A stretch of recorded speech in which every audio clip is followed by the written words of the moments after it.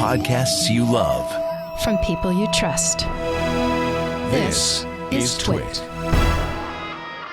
Hi, this is Leo Laporte, and this is my Tech Guy podcast. This show originally aired on the Premier Networks on Sunday, May 15th, 2022. This is episode 1894. Enjoy. The Tech Guy podcast is brought to you, literally, by Cashfly.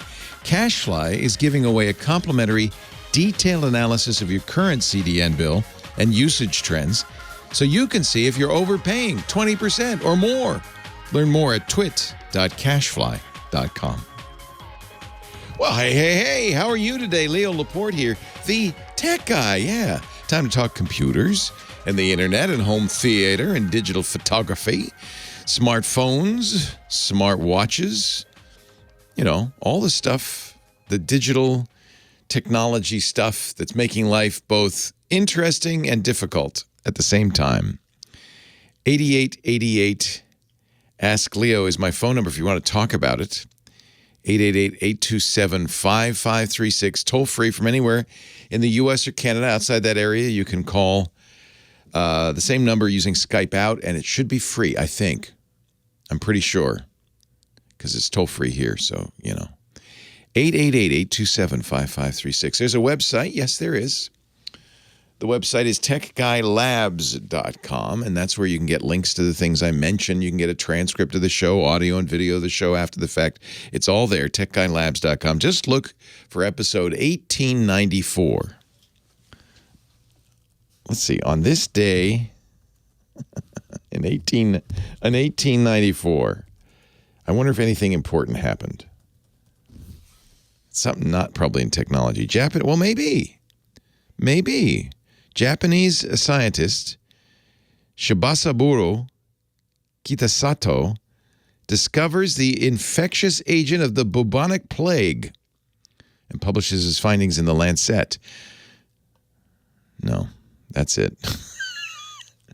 The motion picture. Yeah, film and TV, 1894. What happened in film and TV? Couple of things.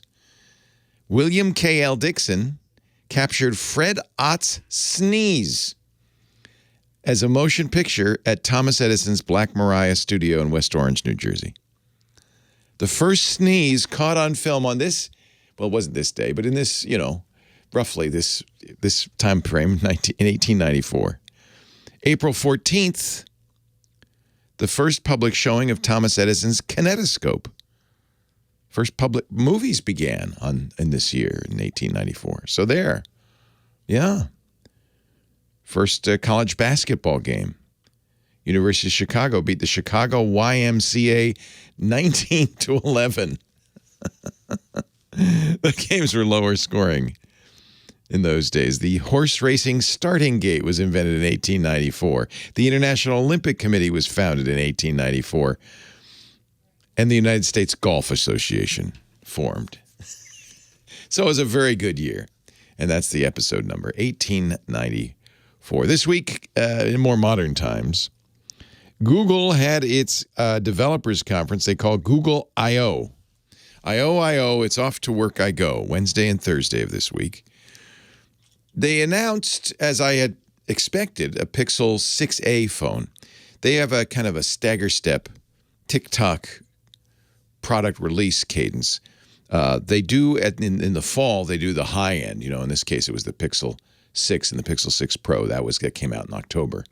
And then middle of the year, they do a refresh of that high end for about half the cost. In this case, $450 for the Pixel 6a. Which is, I think, in many respects, a very good, very comparable phone. It has the same chip, which is interesting. They're not putting a slower chip in there. The Google designed Tensor chip, and that empowers a lot of artificial intelligence on the phone. Camera, you know, it's just one. I think it's just one lens. It doesn't have as good a screen. You know, you have to make some sacrifices to get the price down, but not bad. And people often are asking, I don't want to spend $1,000. $1,200 on a phone. What's a good phone for half that? And I always say the A series Pixel phones. Last year's 5A, the year before is 4A, this year's 6A. Now, that's the good news. The bad news is you can't order it till July 21st. 2 months from now. More than. And it won't arrive till July 28th. Holy camole. Holy cow. That's got to be the supply chain. This thing is just a mess. Just a mess. It's a variety of different things. It's COVID. It's factories shutting down. It's problems in the United States with I guess a lack of truckers. It's a mess. Chips aren't being made. It's a mess. It's also, some of it's not COVID. Some of it is increased demand. We're buying more computers. We're buying more doodads and doohickeys. So they can't keep up with the demand. They're building now, which you know what'll happen, right? They'll build a bunch of factories. They won't go online till 2025. In fact, that's what Intel's saying right now. Yeah, maybe in a couple of years things will be better. Maybe not, maybe even 3, what is this, 2022? 2025? 3 years, it's going to all be better because they're building a bunch of factories that'll be ready in 2 or 3 years. So they're going to start cranking out chips, end of 2024. But you know what happens? That we go from a shortage to a glut. And then all of a sudden the prices tumble. So if you can wait till 2025 to buy a computer, no, I'm not going to say that. But maybe prices will go down. You'll be able to get a better at cars. Look at the prices of cars. Some cars you can't even get. My Mustang Mach-E, my electric Ford Mustang. Nope, don't have any more. We're check your dealer, but we're not. That's it. We've got every one of them accounted for. Wow. They also announced a Pixel Watch, not available till later this year with the Pixel 7 phone. That's like October. Why even bother? Well, because it's all leaked out, and so Google says, all right. In fact, they even showed a video of the Pixel 7 phone. And then next year, Google said a Pixel tablet. This was, in other words, this was Google saying, yeah, nothing to report. Down the road, though, we're going to have some stuff. What happened to Google? What happened? They used to be these, we used to get excited about Google I/O like we do about Apple events and all the exciting stuff. And Android 13, which is already out in beta. You can put it on your Pixel phone if you wanted. So it's a little early. Fitbit integration in the Pixel Watch. Again, you could say anything you want right now. The watch isn't going to be out till October. Okay, fine. Pixel Buds Pro, updated version of the Pixel Buds, which have been in 2 generations now awful. Make it 3 if you include the very first ones. Awful, terrible products. Pixel Buds Pro, $199 starting in 2 months, July 21st. It's hard to get excited about this stuff. And then they showed a video of a mother and daughter. The mother speaks Mandarin. The daughter understands Mandarin but doesn't speak it. And they showed some glasses, really ugly glasses. Big, thick nerd glasses, big, thick black frames. They're not working on style. It's Google. These guys wash their hair with soap. These are engineers. They don't care. They made these black glasses, big temples. And but this is the beginning of what people are looking forward to with what they call augmented reality. As the mom speaks in Mandarin, the English text shows up in the daughter's line of sight. It's like a heads-up display. It's coming to her from the glasses. So she's seeing what the mom's saying in English and vice versa. I have to point out, Google showed a very similar simultaneous translation thing with earbuds 3-4 years ago. And I don't remember that ever coming out. Or if it did, it didn't work very well. So I think Google's lost its mojo. If you're looking around and you see some mojo on the ground, see if it's Google's and return to sender. They're in Mountain View, California. I think if you write on the envelope, Google, Mountain View, California, attention Sundar Pichai, here's your mojo. I think maybe he'd realize it was for him. I just don't understand what's going on at Google. I really don't.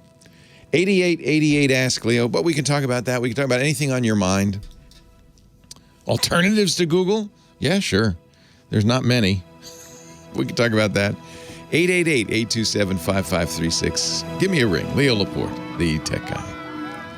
Kim Schaffer, I should not sing. I'm sorry. I apologize. I hope that didn't hurt you did a pretty good job. Your ears. Hello, Kim Schaffer, phone angel. Hi. How are you? Doing? Good. Good. Somebody in the chat room said, you didn't say anything about Elon. Nope. We don't talk about Elon. No. That's a good song. I want that song. Has anybody written that? I bet there's some on YouTube. I just did. Yeah, you just did. I bet it's probably out there. Yeah. Who should I start this fine show with? I like this call because I don't think we've ever got it before. But Okay. Dave in Twin Falls, Idaho. Yeah, line 1. He wants to know how to turn that thing off when you walk in a store that says, do you want to join our Wi-Fi? I hate this. I hate that. Thank you, Kim. You're welcome. Appreciate it. Let me push these buttons. There's so many of them these days. And say hello to Dave in Twin Falls, Idaho. Hello, Dave. How are you, Leo? I am well. Your phone's bugging you, eh? Oh, my gosh. I only noticed this the last probably month or so. Kim has said, when she walks into like a Verizon or something, she gets the message there. It's very annoying. Are you on an iPhone or an Android phone? It's an iPhone. But now, if I go into the mall or go into a Lowe's or anywhere, it doesn't just give me the option. Do you want to get onto the Lowe's network? It will say it will have all kinds of networks there. Sure, because there's a lot in the mall. Everybody's got their Wi-Fi. So here's what you're going to do. You're going to go into your settings on your iPhone, and there's a similar for people using Android. There's an analogous thing. You go into Wi-Fi. And you'll see all the Wi-Fi things, but right below it, you'll see "Ask to join networks," and that is known networks will be joined automatically. If no known networks are available, you will have to manually select in there. And there's 3 choices: ask, notify, which it probably is what you have. It's either ask or notify, or off, which is don't ask me, don't tell, don't ask, don't tell. I don't want to know. Auto join hotspot. Same thing. Automatic, ask to join, never. Now, a hotspot's something usually you're creating or somebody in your car or something. So you might leave that on ask to join. It's up to you. But you can turn those both off in the Wi-Fi settings. But there's another thing I would do. I do this because there will be some Wi-Fi access points you join automatically. And you can look at all the access. Yeah, like where you work. And you might want that. But you can look at it if you hit the info button, which is that blue eye to the right of it, and you can see there'll be a choice whether to join it automatically, and you can even say forget this network, which means it won't join it automatically. So I'm trying to find one that I have set to join automatically. This is the one I'm on. So auto join, you could turn that off. I do that. So there's in this area, Xfinity is the cable company. Not a fan, but I am a customer because I don't have a choice. They are a monopoly, and they do this thing with people who are Xfinity internet subscribers with their access point, where they open up a public access point on every one of them, and this is how they support their phone service.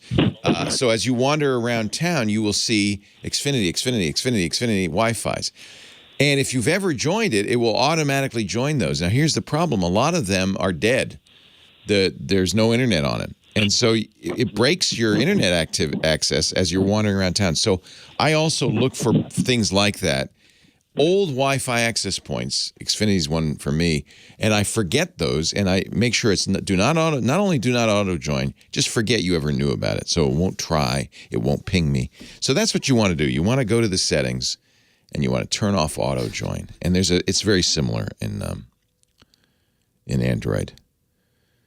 I think that's auto join is I think security wise a bad idea, and I'll tell you why. You go to a coffee shop. This is a well-known hacker attack, and you're in the coffee shop. You're online.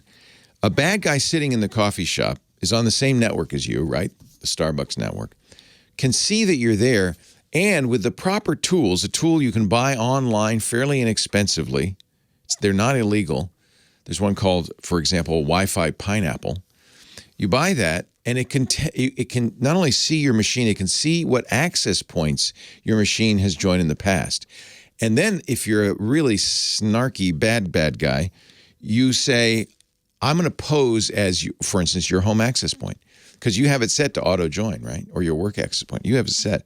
So he goes and he says, I am now setting up an access point on my laptop with the name that your computer likes and auto joins. In fact, your computer will auto join it because it's stronger than the Starbucks Wi-Fi. Oh, it's really strong. Oh, I'm home. Well, honey, we're home. And it joins it. Now you're really vulnerable because you are on an unprotected link between your laptop and the bad guy's laptop. So these are the little hacks. Wi-Fi should not, I think, auto-join. The problem is you don't want to have to every time you get home. I mean, the smart thing to do security-wise would be to say ask. At least notify, but ask.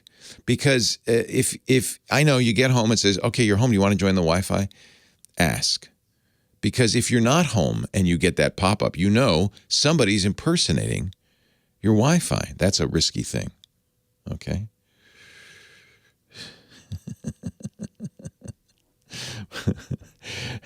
Something in the chat room saying, but Leo, why do bad guys sit in coffee shops? I don't know. Maybe they like coffee. I don't know.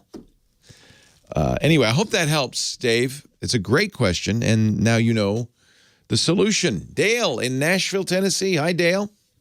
Hey, Leo. Welcome to the show. Thank you. What's up? Yeah, so I have an old big Windows machine that I use to do Adobe Premiere Pro video editing. Yeah. And you're a professional, obviously. in that sense, yeah. Yeah, we use Windows for Premiere Pro for my network as well. So yeah, it's a good choice. Good. Yeah. So whenever Windows, when I got it in 2013, it had Windows 7 on it. So when Windows 10 came out, it upgraded to that, and everything's been fine, including with Premiere Pro. That's what I was initially nervous about, upgrading it, but everything went fine. And yeah, we stayed with Windows 8 for a long time. We got new Dell machines. I think we're going to Are we going to Windows 11, John? I think we are.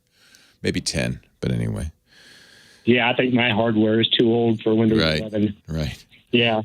So 2 years ago, like in the summer of 2020, when I was sitting in my place, nowhere to go because of the pandemic and everything, I did another, let Windows update me, and I started getting these mouse jitters and audio problem, where it went, whenever I tried to play a video or, watch a movie or whatever, through that machine. Hold on just a sec, because the magic music is coming up, which tells me I'm out of time. But hang on, I'll talk to you off the air. Meanwhile, car guy Sam Abuelsamid is just around the corner. Leo Laporte, the tech guy.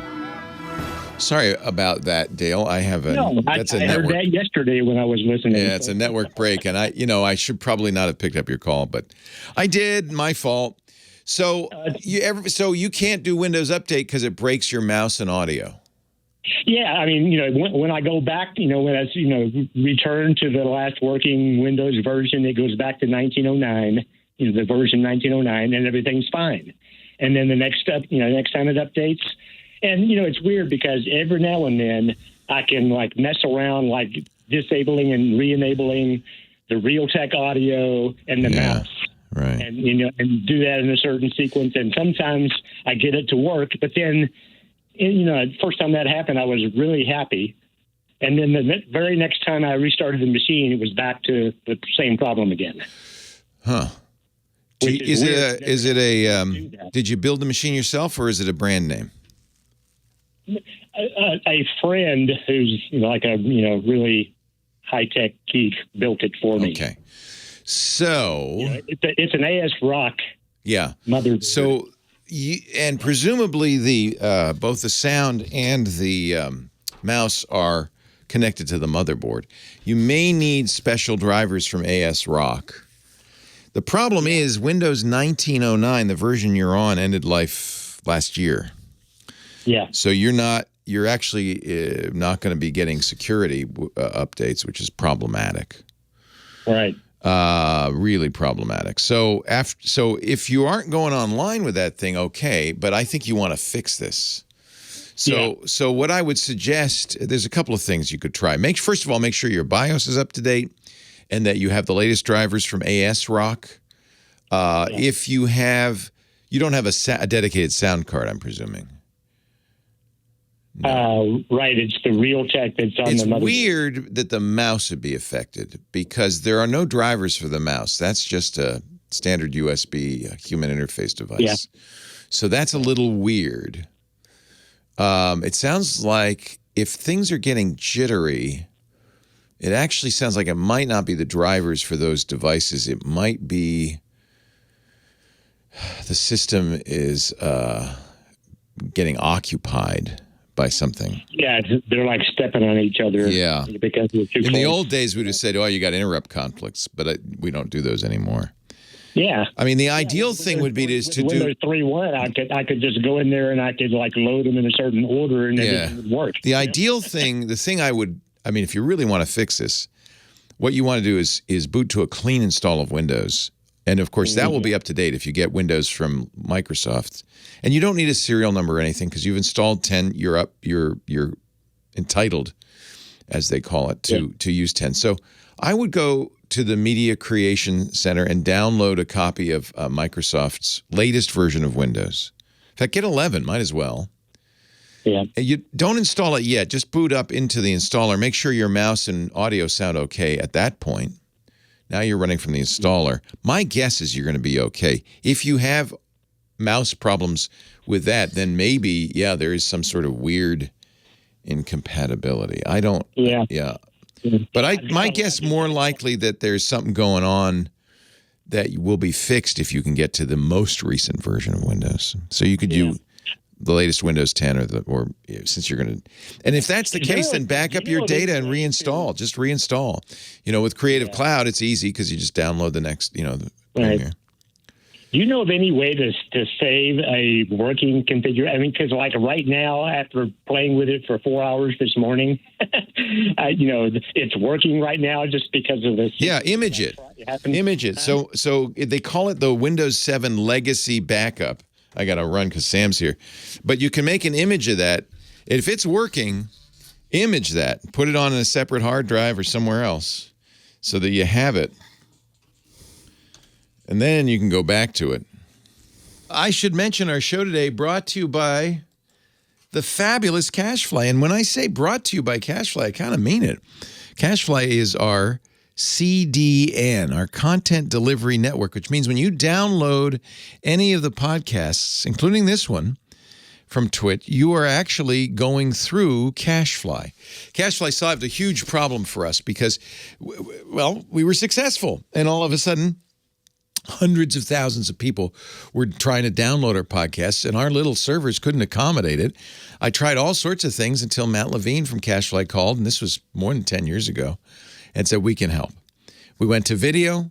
I said, Matt, can you handle video? He said, we can help. We've been running on Cashfly ever since. It is fantastic. And now Cashfly has some great solutions for anybody who wants to do streaming video. They call it ultra low latency video streaming.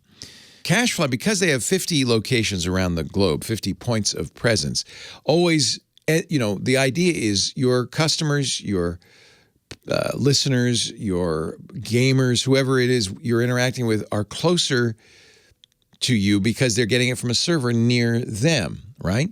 The points of presence. Well, the same thing with video. In fact, now they've got ultra low latency video streaming, sub 1 second latency. I'm not talking WebRTC here. This is WebSocket Live video, scales to millions of users with Cashfly.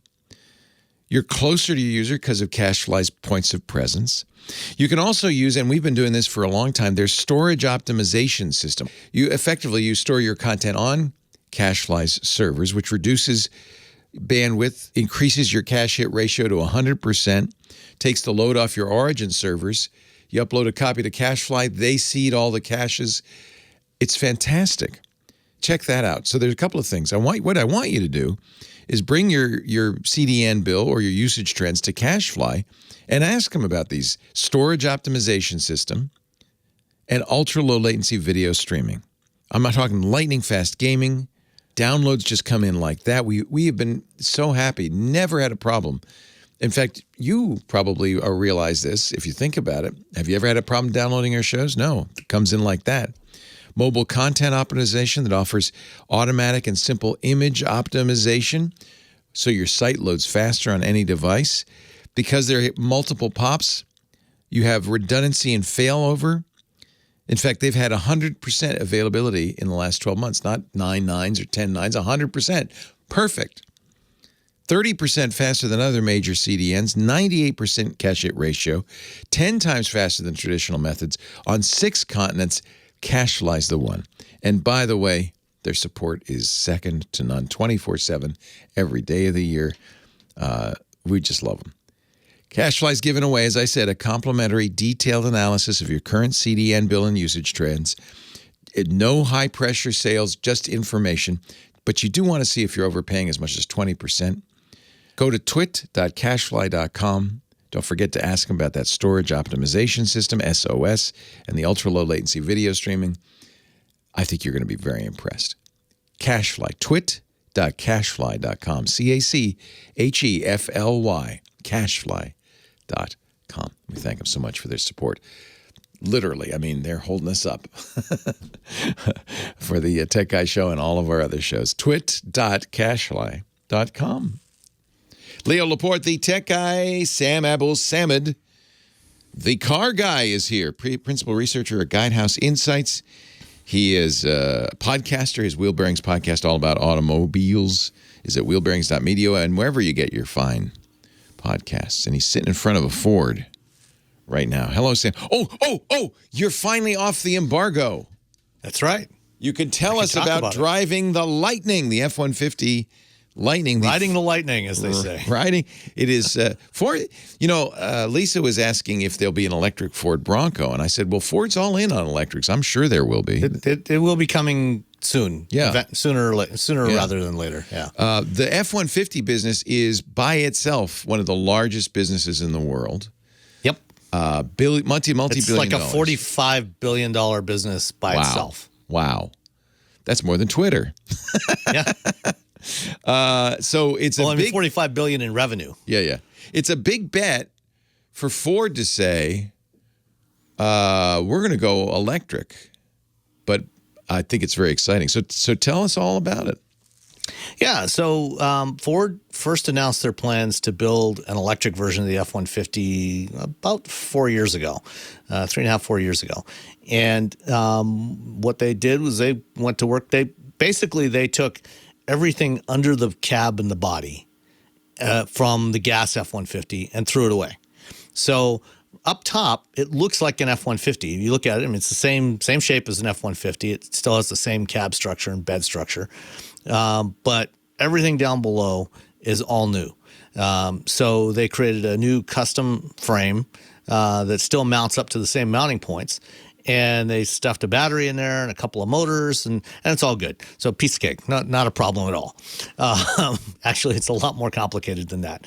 But they have now started shipping the F-150 Lightning to dealers. It looks a lot like an F-150. It doesn't have. It does. Yeah, it doesn't look like it's announcement. This is a Cybertruck or. Yeah, no, I mean it doesn't look like any kind of science experiment. Right. Except you look at the front of it. Instead of a big wide open grille, there's a plastic panel there. And then when you press the button underneath, the whole thing powers up. The what would normally be the grill and the hood all powers up, and you have a 14 cubic foot front trunk in there. You have up to the standard range version is 230 miles of range. That one's really targeted more at commercial customers. Yeah. They're calling that the Lightning Pro, and that starts at $40,000. And then they also have extended range versions with 300 up to 320 miles of range, and 2,200 pounds of payload capability. So this thing can do anything, pretty much anything that a standard gas F-150 can do. But here's the question. Yeah. One of the things people do with their big old trucks is tow things. Your boat, your trailer. What's the EV battery life going to be? It can tow 10,000 pounds. But I did some towing. I had a 9,500 long. I had a 9,500 pound trailer hooked up to it. Wow. And it didn't even feel like there was anything there. Nice. It still accelerated faster than an empty gas F-150. Now, that said, when you're towing, doesn't matter if you're towing with a gas engine or electric or hybrid, you're going to lose energy efficiency because it's got to do a lot more work. It's physics. Right. But the amount of range you're going to lose is dependent on a bunch of factors. It's not a simple answer. With a gas F-150, typically you can count on your fuel economy dropping by about half. And as a general rule of thumb, worst case with an EV, it's similar. You could lose about half of your range. Because my buddy, for instance, has a boat. He wants to tow it up to Lake Tahoe. It's about 180 miles. He's concerned, and he probably is right. He's not going to be able to do it without charging halfway. Yeah. So it depends a lot on the aerodynamics of the whatever you're towing, right? And the weight. So a boat, not very aerodynamic. No. And if you're going up from Petaluma to Lake Tahoe, you're also climbing several thousand feet. Yeah. So you're going uphill with a non-aerodynamic thing. That's probably worst case condition. So for your friend, I would not recommend getting the F-150 Lightning right now. Yeah. But what Ford does is when you first hook up a new trailer to the truck, you can put a QR code sticker on the trailer, and the rear camera, the backup camera, will look at that, and then it'll prompt you to calibrate the trailer. So what you do is they tell you to drive about 10 miles with the trailer hooked up, and it measures a bunch of data, how much energy is being used as you accelerate. And Ford, even on the gas F-150s now, they have something called a smart hitch and load sensors under the bed, so that it can measure how much payload you're putting in there, so you're not overloading it, and it also measures what the tongue weight of the trailer is. That's nice. So from that, so it knows how heavy the trailer is, and it knows how much energy you're using as you accelerate and brake, and then it will use that to automatically update the range estimation. So it tries to give you a more accurate range estimation for depending on what you're towing. And if you have multiple different trailers, like if you have a horse trailer and a boat trailer, and maybe one for jet skis or snowmobiles, you can calibrate each one separately, and it'll store multiple trailers in there. And then when you hook it up, the camera looks at the QR code on the thing and automatically updates the range accordingly. But really, so that's good. What we want to know is, because you got to drive it, and for a while with under a bunch of different conditions. Tell us, how do you like it? It is. I would say it's the best F-150 they've ever built. Wow. It is. Wow. With the exception of towing long distances, it is superior to the gas F-150 in virtually every way. It's faster. It's more comfortable. If you've ever spent time driving a pickup truck unloaded, especially in slippery weather conditions, an empty pickup truck bed means you usually don't have much weight over the rear axle, and so traction and stability can be a real problem. I know I've owned a truck in the past, and it can be a challenge driving in winter weather conditions. But because you have this big battery that spreads out the weight, the F-150 Lightning has about a 50-50 weight distribution, which is way better than any other pickup truck. So it's actually a lot easier to drive in poor weather conditions. It's got 580 horsepower and 775 foot-pounds of torque, which makes it by far the most powerful F-150 ever built. And this thing is seriously quick when it's unloaded. And it will go the distance. In terms of range, Ford's done a really good job on their range estimation model, so it works really well. And with that front trunk, you can store. We had 4 carry-on bags and 2 backpacks put in there, so you've got lockable hidden storage, so you don't have to leave stuff in the bed. If you've got other accessories that you use with an F-150, like a toolbox or other things that you put in the bed, those will all fit right in there because everything's exactly the same size, which is why they designed it the way they did. Because a lot of truck owners have that kind of stuff, and especially for commercial users, they also have a lot of upfit gear that they put in there, and they can just take it right out of their gas F-150, drop it right in there. You've got the intelligent power backup for your home, so you can power your home off of this thing if you have a blackout. And the extended range versions come included with the 80 amp connected charger, Ford Charge Station Pro, they call it. So it will charge overnight. Even with this big battery, it'll charge overnight in 8 hours. What's cool is we're starting to see these car companies now. They're in their second and third generation electric vehicles. They're really getting better and better at making these things, I think, right? Yeah. And Ford's got the experience now. Nice. Yeah. When is it available now? They're shipping to dealers now. So the first customers should be getting them any day now if they haven't already. But if you haven't ordered yet. If you haven't ordered yet, there's a long line. My friend, you probably won't get one until next year. Yeah. Yeah. Sam Abuelsamid, thank you. My pleasure. Say hello to my little friend 2023. When is the Cybertruck coming out? Maybe someday. Yeah, Big Boy in the chat says, a Cybertruck killer? I said, well, something would have to actually exist before you could kill it. You can't kill something that's already dead. Assuming they ever build it, which I'm skeptical of, then it certainly matches the specs that were originally published for the Cybertruck, which are, by the way, no longer on the Tesla website. They took those off the website some time ago.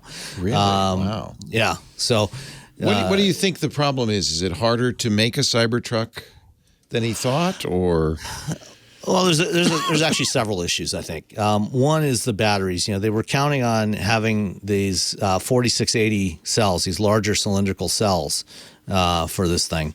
And they still have not been able to scale up production of those. And a big part, it's not just the cylindrical cells. Doing cylindrical cells, just scaling those up was not that big of a challenge. But they wanted to do these dry-coated cells. So when you manufacture the cathodes and the anodes, the way they do it today is they have, for the cathode, they have an aluminum foil, and they coat it with a slurry of the chemistry, the lithium, nickel, manganese, cobalt, aluminum, and then it goes through a drying process. They run it through some rollers to smooth it out and get an even coating, and then it has to dry out, and then they roll it up.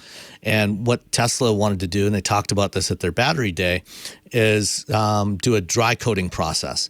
So it really simplifies the manufacturing, shortens it up, shortens the cycle time, and reduces the cost. Except that they can't figure out how to actually scale that. They've done some in pilot production, limited like prototypes, but apparently the dry coating process puts a lot of wear and tear on the rollers, and so they haven't really figured out how to mass produce these things. Hey, how does it compare to the RT1, the Rivian? Have you driven the Rivian? I have driven the Rivian briefly. I drove it for about an hour back last fall, and I'm actually hoping to get one for a longer review next month. I'm starting to see them around town, or one. Yeah, anyway. so the R1T is smaller. It's a mid-size truck. It's not a full size. Okay. So it's closer in size to a Ford Ranger or a Chevy Colorado mid-size truck rather than a full size. And the R1T is a great truck. It's even faster than the F-150, but it is smaller, so it's got less cargo capability. It's got less payload. It does have slightly more towing capability. It's 11,000 pounds versus 10, but that's neither here nor there. Do you think Ford will do a irrelevant. 250 and a 350 electric? Or? Eventually, yeah. Wow. Wow. But those are still a few years away for the medium duties. Yeah. The use case for those is a little bit different. And so, those will probably be based off the next generation of the trucks. Right. Or fuel cell, maybe even, I wonder. Yeah. Or maybe a plug-in hybrid. It might be a better solution for those. I think that may be the direction they go with those. But they will eventually do battery electric versions of those as well. Wow. And BEV versions of everything else that they make as well. Right. So, no, I mean, the era of the electric truck is with us. And, something I'll mention it in the next break, but I was doing some thinking, comparison of the F-150 Lightning versus the Toyota BZ4X that we talked about a few weeks ago. And I'll come back to that during the next break. Okay. Thank you, Sam. All right. Hang in there. We'll be back at the top of the hour for more Car Talk with Sam. 8888 Ask Leo, the phone number. Leo Laporte, the tech guy. David on the line from Naples, Florida. Hello, David. Hey, Leo. How are you doing? I am good. How are you? I am doing really great, except for the fact that I am trying to connect a Direct Connect Canon printer to my computer, and it seems to work sometimes. And I'm trying to get the concept here. It seems to want to connect up through the Wi-Fi section, but previously it seems to me that there's only been one thing connected up to the Wi-Fi port, and that was where your internet feed was coming in. So when you say Direct Connect, you are not talking about USB to the printer. You're talking about Wi-Fi. That's easy. That's easy. That works. You plug it in, it works. That just always works. Yeah. So there's two ways to do a printer on Wi-Fi. One, you join the printer to an existing Wi-Fi network, the same one your computer's on, and that is just standard Wi-Fi. Wi-Fi Direct turns the printer into a Wi-Fi access point, which then your laptop joins and prints to the printer.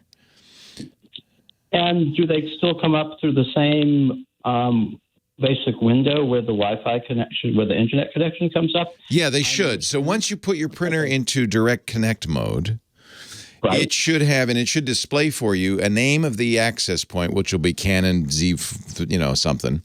Whatever, right? Yeah, and then it'll also give you a password because obviously it's like joining a hotspot. In fact, it is. So I think after getting a couple of times, just trying different things. And in fact, usually I'm at a hotel. Like right now, I'm at extended stay. That's why you would do that. That makes perfect sense because you don't control the Wi-Fi network. I mean, they have one. No, I don't. But and I don't want everybody. You don't want to put the printer on the. Yeah, I understand that. So that's a very good use for that Direct Connect. You just treat the printer as you would with your phone when you put a phone in a hotspot.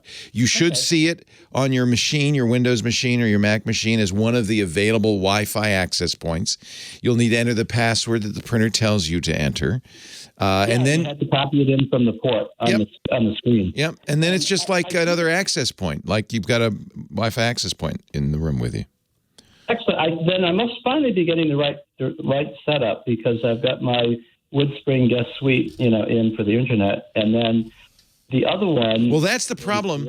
That is the problem because once your laptop is on the printer's Wi-Fi, there's no internet there. There's just a printer there. The outside. Oh. Yeah. Now you're in Wi-Fi Direct. You're not talking to the outside world. So you're going to then have to switch back to the hotel's Wi-Fi if you want to get to the internet. Oh, I did. Wow. Yeah. See, because before I've always had it connected through actually hardwire. Right. Or if you're at home, you can have it join your Wi-Fi, the printer join your Wi-Fi network. Then you don't have to do anything. Right. It is theoretically possible. I've never succeeded at this to, I'm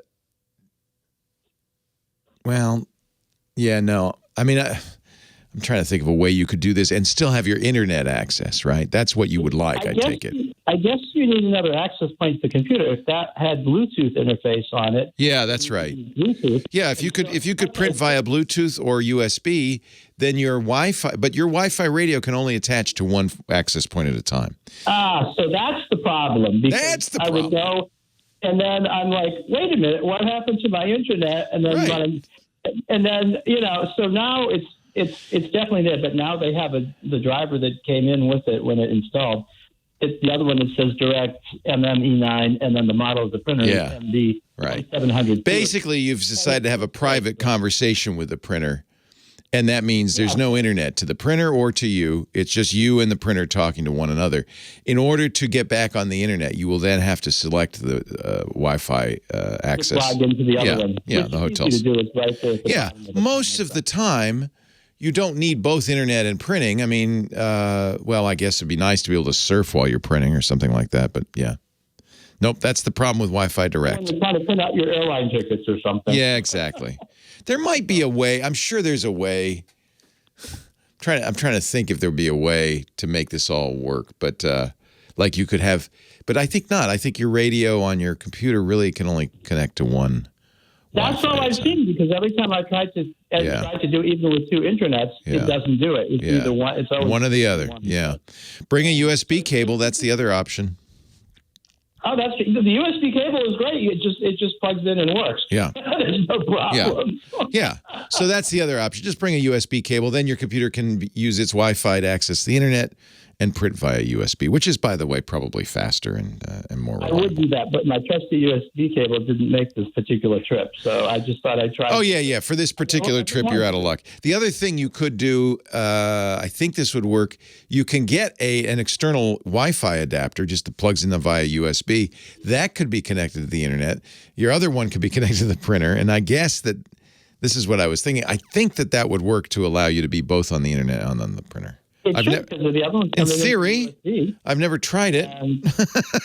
Well, that's another fun thing to do. Maybe we'll try to put it up. Yeah. I'll see if I can find one of those. Is Good. that like a big box store, electronics? Well, have a good business trip then, David. And thank you very much. all right, I'm glad we could help. That's this is sometimes you're on the road, you need some help. That's what we're here for.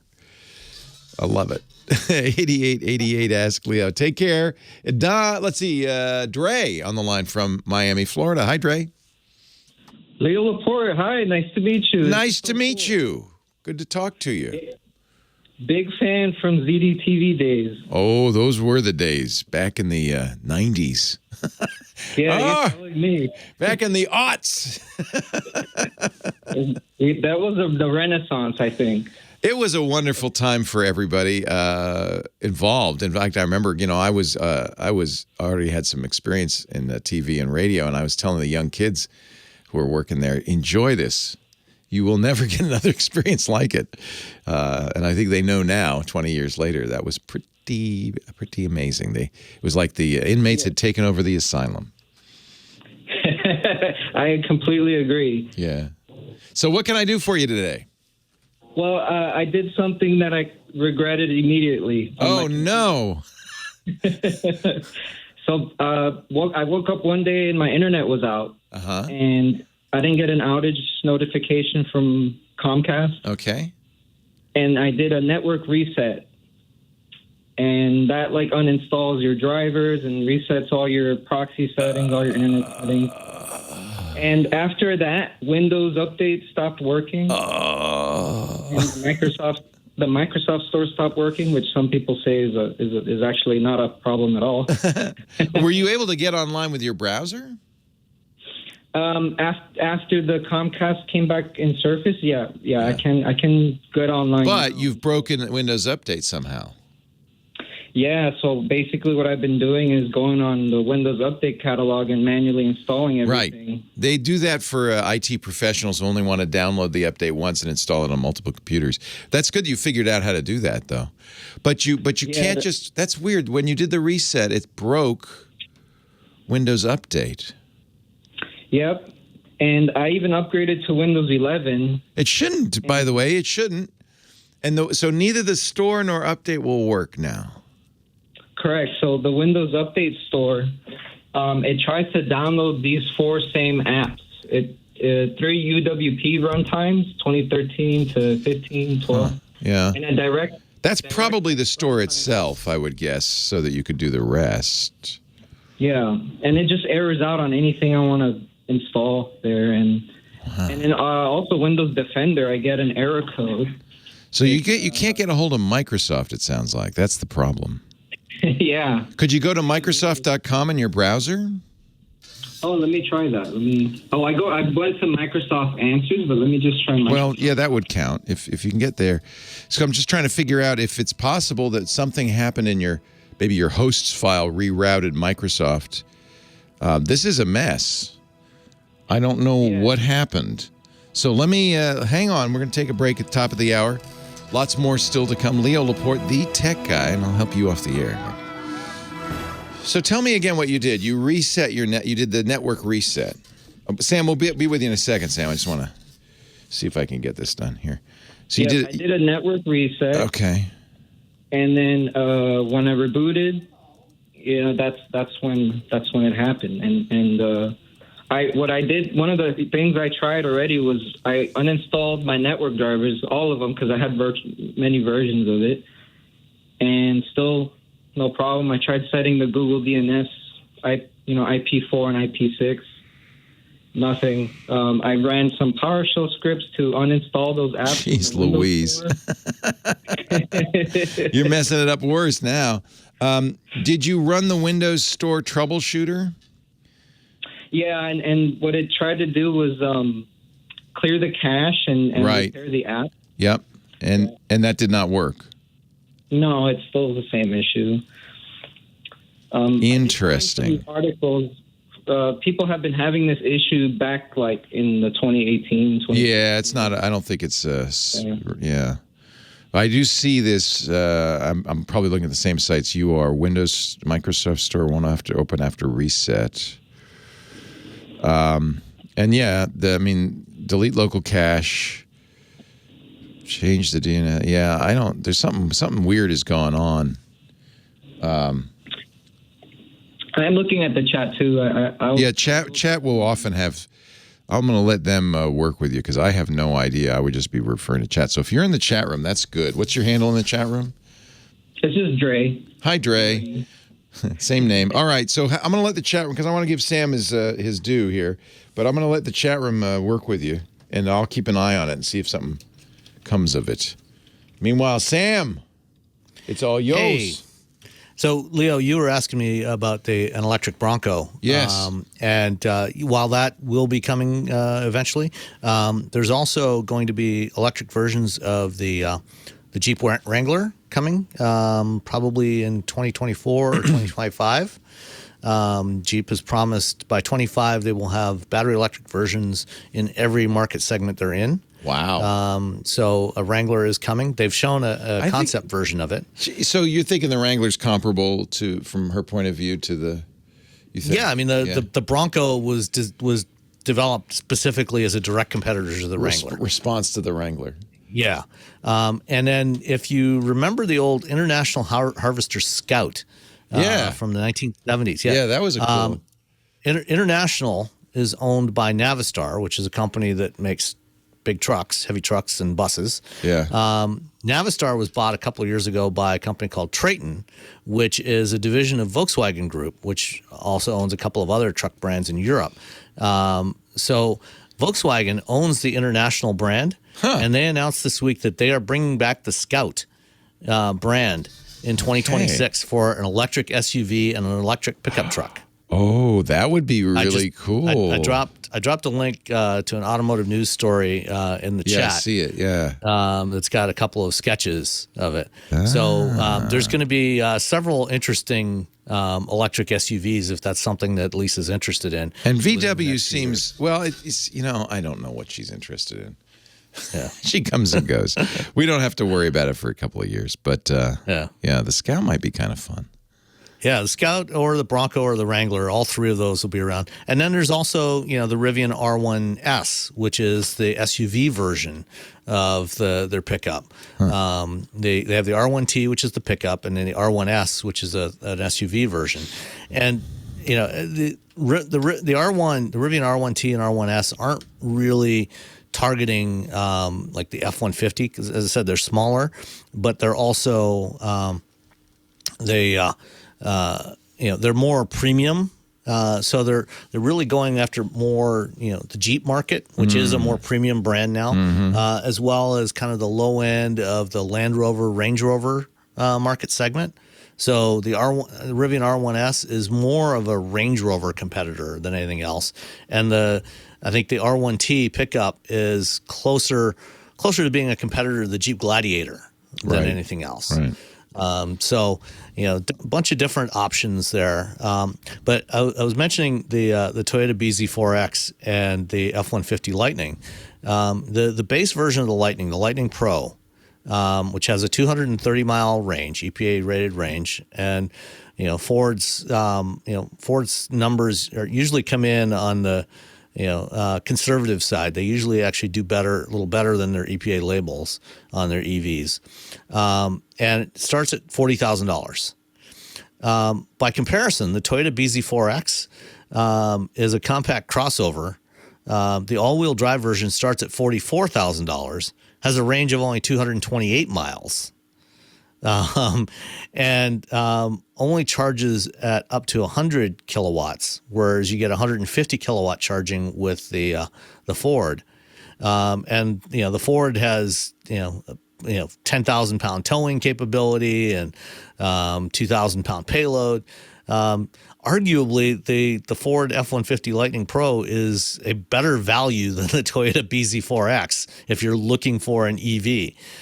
It's cheaper, it has more range and more capability. So just something to keep in mind. Obviously, a little bit more challenging to park it, if you have limited parking space, but it's there. So that's something to take a look at.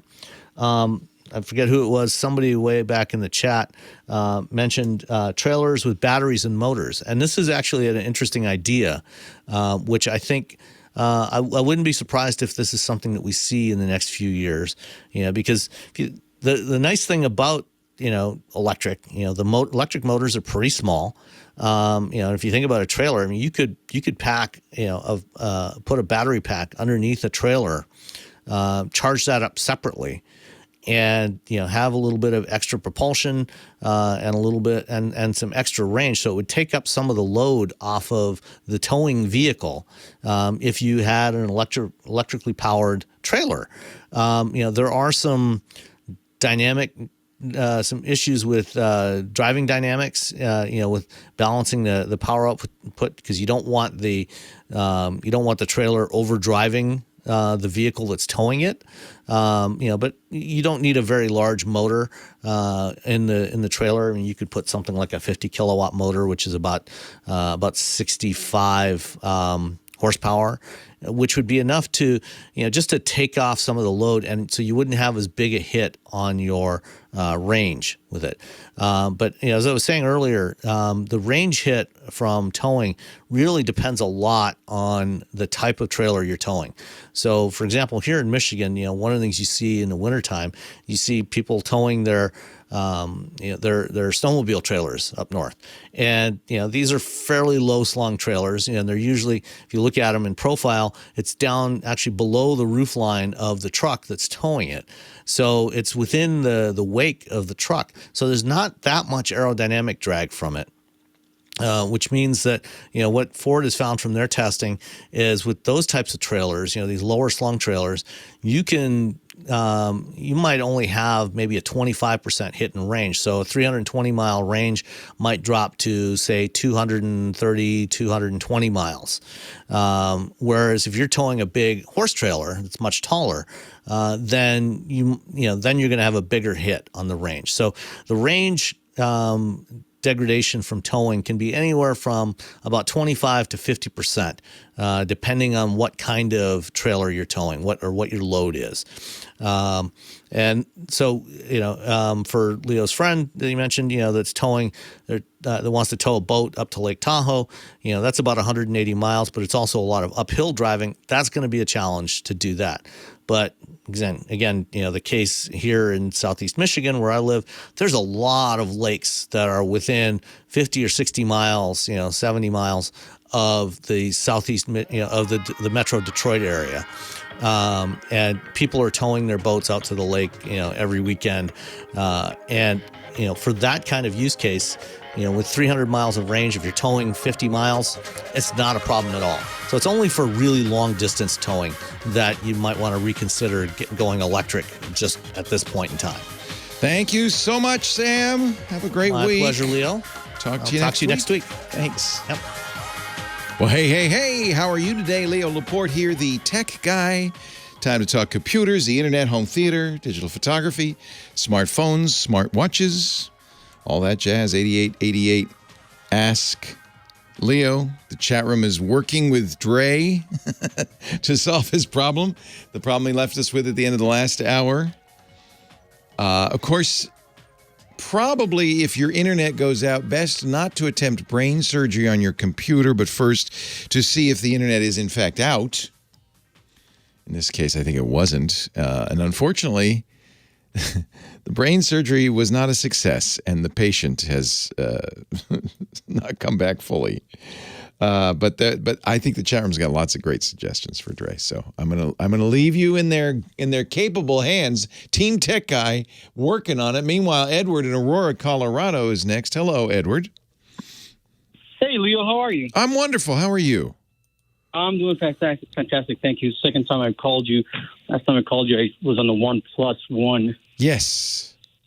So it's been a while. I've recently switched over to an iPhone 13 Pro. Okay. I heavily invested in Google, but after buying the Pixel 6, I was very disappointed. You've been burned enough. You said, and the iPhone is always a safe choice, I think.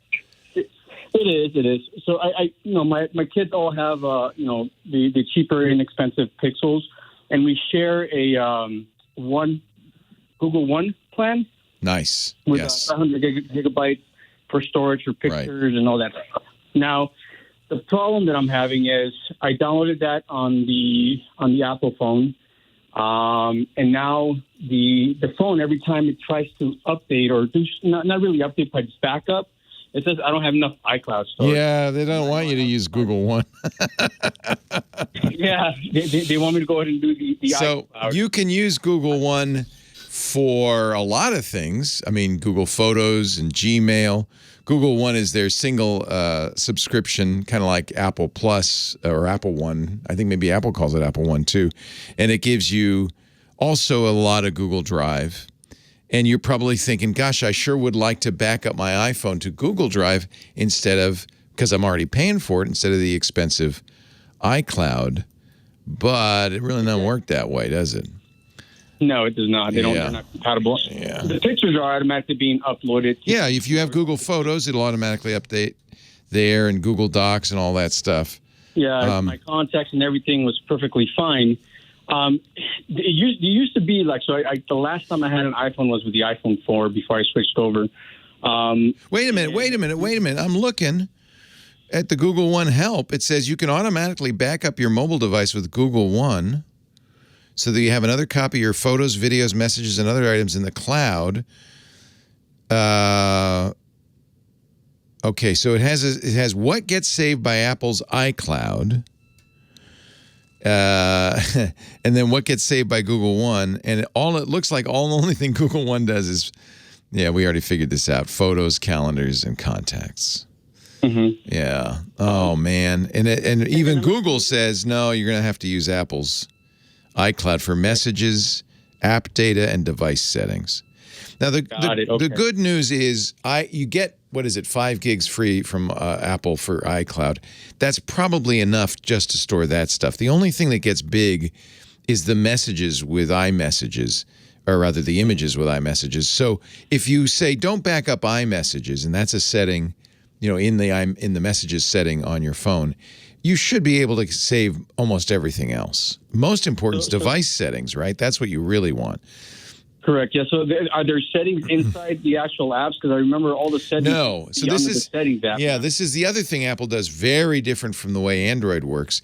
In Android, all the settings are in the app, which makes sense, right? You have a settings button. Yeah. Not on the iPhone. On the iPhone, you go to the Apple settings icon, and then each app has its own individual entry there.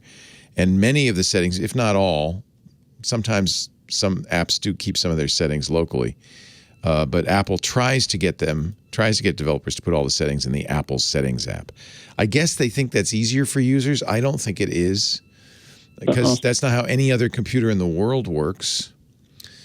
But Apple, in its infinite wisdom, has decided that's the way to do it. So.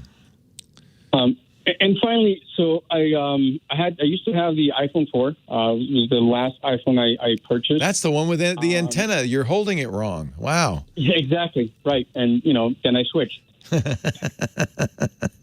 Well, the good news is you can't hold the iPhone 13 wrong, as far as I know. So there used to be a way that you can back up everything through your computer. Right, to iTunes. You go through iTunes Yes. and everything. Is that no longer possible? I think you could still do it, but it's not called iTunes anymore. However, I think there are better ways to do it. I would recommend not using Apple's solution, and you have to buy it. It's like $50, but I think it's a better solution, and that's what I've been using. My friend Micah Sargent, who's our resident Apple iOS expert, recommended it, and I'm trying to remember the name of it. Well, it's $50 for a one-time purchase instead of the $9.99 a month. Yeah, that'd be best. Yeah, right. I think it's called iMazing. Let me see if I got iMazing at imazing.com. And it does a little more, frankly, than the iTunes did. So it is really a good way to back up your iPhone, either on a Mac or a PC. And it does not use, as you pointed out, does not use any cloud. It's stored locally. Okay. Yeah, I like iMazing. I was happy. There's a free download. You can try it. I was happy to buy it because and you get 3 devices for $50. So okay. I think that's, you can back up other devices like iPads. It's for iOS specifically. Okay. Yeah, I'm looking at it right now. They have moved the iTunes. So what happened is iTunes went away, as you know. They kind of split it up into music, TV, and the Finder, believe it or not, does a lot of things, including that iPhone backup. You could still do that, but you have to do it from the Finder. Once you plug in your iPhone, you will see an entry in the Finder for that. But I honestly like iMazing better. Okay. All right. Shoot, there was one more thing I wanted to ask you, but I completely forgot when you started talking about iMazing. Well, it's all right. I forgot iMazing for a while too. But it does it automatically, huh? Yeah, it is a little frustrating. Apple wants to sell iCloud. They make money on that. In fact, all of Apple has moved. They even told the stock market this, away from the idea of saying we're going to make money on devices, which is historically how Apple made money, selling hardware. And now we're going to make money on services. And in fact, in particular, we're going to look at something called ARPU, which is a terrible name, but it's the average revenue per user. And that's what they're reporting to the stock market now. And so they're trying to get the average revenue per user up. Well, how do you do that? We already sold you the iPhone. Oh, we get you to buy crap you don't need, including iCloud, right? So they don't want to, and this is, this is the negative about Apple. They're anti-competitive. They don't want you to use Google Drive for backup. They do, thank goodness, allow you to use stuff like iMazing, but you can't use anybody else's cloud to back up. And the final question I finally remembered is, so I used to be heavily into the Apple stuff. I have in my email, which is my Gmail account. When I was using that account, put all my Apple stuff. Yeah. My daughter has an iPad, and she signs in through my account. I created another account when I got that phone with a new email address because I didn't want it to be tied to my daughter's iPad at all. That's right. Every Apple user, even kids, in my opinion, should have their own Apple account. Absolutely. Okay. Is there any way for me to be able to get like the music that I purchased years ago? Yes. Okay, so if you bought it, it should be visible in your music app, and it should be downloadable. As long as you bought it, you still own it, and as long as you have an Apple device, you should be able to, or iTunes essentially, you should be able to download it still. Now, of course, Apple, like the rest of the world, has moved to streaming. Why? ARPU. Because instead of selling it to you once for 99 cents, they can rent it to you and get $10 a month. But luckily, I'm stuck with the music that I like. Yeah. The good news is they do, they have family sharing now, which means you can have, every kid can have their account. Everybody can have, mom and dad, the kids all can have their own accounts. But with family sharing, you can have up to 6 people sharing the music. So if you bought it, everybody can have it. If you pay for Apple Music, everybody can have it, that kind of thing. Yeah, I'm already using Spotify for all that. So. Yeah. Well, they have a family plan too. Yep, and that's what exactly I'm using the family plan for. Yeah, so go to the music app on your phone and there's a button that says My Library. And as far as I know, I don't think there was any time limit on being able to download those songs. As long as they're still available through the iTunes store, you should be able to download it. You could even search for those songs or albums individually, and there'll be a little puffy cloud with a down arrow that says, in effect, we have this in the cloud. You can download it to your device. Then you don't. Then, by the way, the one advantage of that over streaming music is you can listen when you're offline in an airplane or something. Nice to talk to you. Thank you for calling. Edward 8888 Ask Leo is the phone number, 888-827-5536. Toll free from anywhere in the U.S. or Canada. Website techguylabs.com. More of your calls coming up. Yeah. Mr. Vegas, Leo Laporte, the tech guy, 8888 Ask Leo. Randy on the line from Huntington Beach, California. Hello, Randy. Hi there. Let me get this off of speakerphone for you. Yay, sure. That'd be good. There we go. Okay. We can hear me a little bit better now. Yes, sir. I have been taking pictures, and I have progressive lenses for my glasses, and it seems like how I focus to which part of the lens determines. So progressive lenses, which I have also, you have far vision in the top and near vision in the bottom, but there's no line or anything. They're kind of like the old bifocals or trifocals. It's just progressive. It's gradual. And yeah, that would be a problem if you're putting your glasses against the eyepiece. Depending on which part of the glasses are against the eyepiece, you'd have a different focal length. Right. And I can't seem to make sure that where I focus, the pictures come out clear. I never thought of that. Well, yeah. I guess you could wear contacts. That's an interesting conundrum. I also wear progressive lenses. I will often, when I'm focusing, take off my glasses. You know, most cameras have a diopter setting on the side there. And what I'll do is I'll take off my glasses. I'll get if the diopter is sufficient, you can get it so it's crisp. And then, you know, you have to take off your glasses each time. Somebody has found, though, on the website, thank you, Scooter X, an article from, get this, progressive-glasses.com saying what is the best progressive glasses for photographers. And there is something made by Leica, which, as any photographer knows, is the high price spread for cameras. Absolutely. They make a progressive lens. They manufacture them in France called the Digivid Photo progressive lens. Now, I am not going to recommend, because if it's from Leica, it's going to be a little pricey. $1,000. Right? Yeah, but I guess if you were a professional, here the article says what distinguishes the Digivid photo from other freeform progressive lenses is that its far viewing is 6 meters, 19 feet. The prescription in the upper half of the lens is at is approximately a quarter of a diopter to the prescription. Yeah, you know, I think really it's either having the discipline to keep, you know, the top part of your glasses on the. Do you have a fancy camera? What kind of camera are you using? Nikon. Yeah. The D3500. Okay, so you have a pretty nice camera, and it has a cup on the back, right, where you push your glasses against it. Yeah. That's a really. I've never been asked this question before, and I've not much thought about it. Although, as a glasses wearer, I often have issues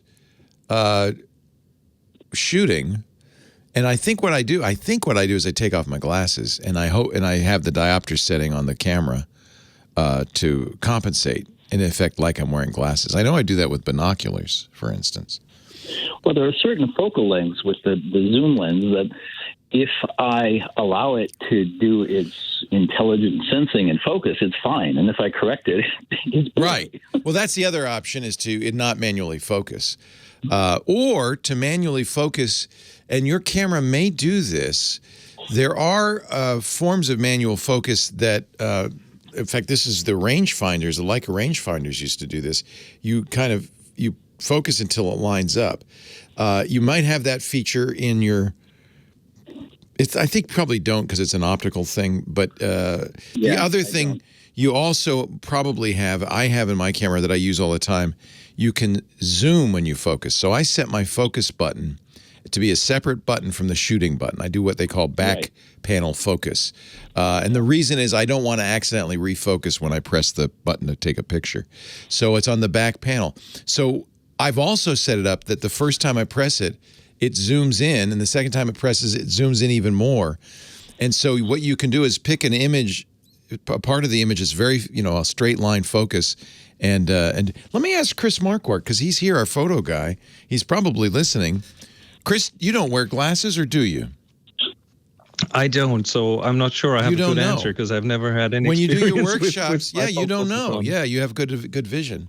I find those zoom in focus, to be really accurate. If I really want a good focus, and I do have a Leica lens that's manual. That's by the way that's what video professionals do. They would typically zoom in and focus and then zoom back out. Yeah. I know that because I'll be sitting in the studio and I'll suddenly see a giant image of my nose on the monitors, and it's because they've zoomed in to focus on me. And these cameras, which is nice, allow you to do that zoom in without changing the focal length, so that you can see, you could set the focus, go back to a normal frame, and the focus doesn't change. So play with that. I would say on your camera, Randy. That's going to help you as well. And when you're using that, I don't think it will matter what part of your glasses you've got, because it's you're so zoomed in. It's very clear if that's a crisp focus or not. Is the autofocus more reliable for distance or close-up? Oh, I don't know. Chris, what do you say? I think for distance. Both. They're very good these days. Autofocus these days is really good. That's really good. As long as you know where it's focusing, as long as you try to have the control on where to focus. I always do center. I always set it for the center. The center focus, because then I see that red dot and I can put it on the thing I want in focus, then reframe. And that's, again, another reason you use back button focus, so you're not going to change the focus when you reframe. The only thing to be aware of is a lot of these focus systems need light. Sometimes they'll do kind of infrared light in the dark. You'll sometimes see a red light come on for focus. They don't work as well in low light. That would be the only thing I'd be aware of. Great questions. And guess what? Chris Marquardt coming up. Those are really... that's really a quite good question. I don't know what the answer is, Randy. What do you do? What do you try to do? Well, I tried to zoom in and then fine-tune it, and I find the fine-tuning generally tends to make it worse. Oh. Well, then I don't know what to do. I find that today's autofocus is equivalent to a good manual focus. Yeah. It does seem that way. I'm starting to trust it more and more. Yeah. Yes. I have one Leica lens, my most expensive lens, that doesn't work with autofocus.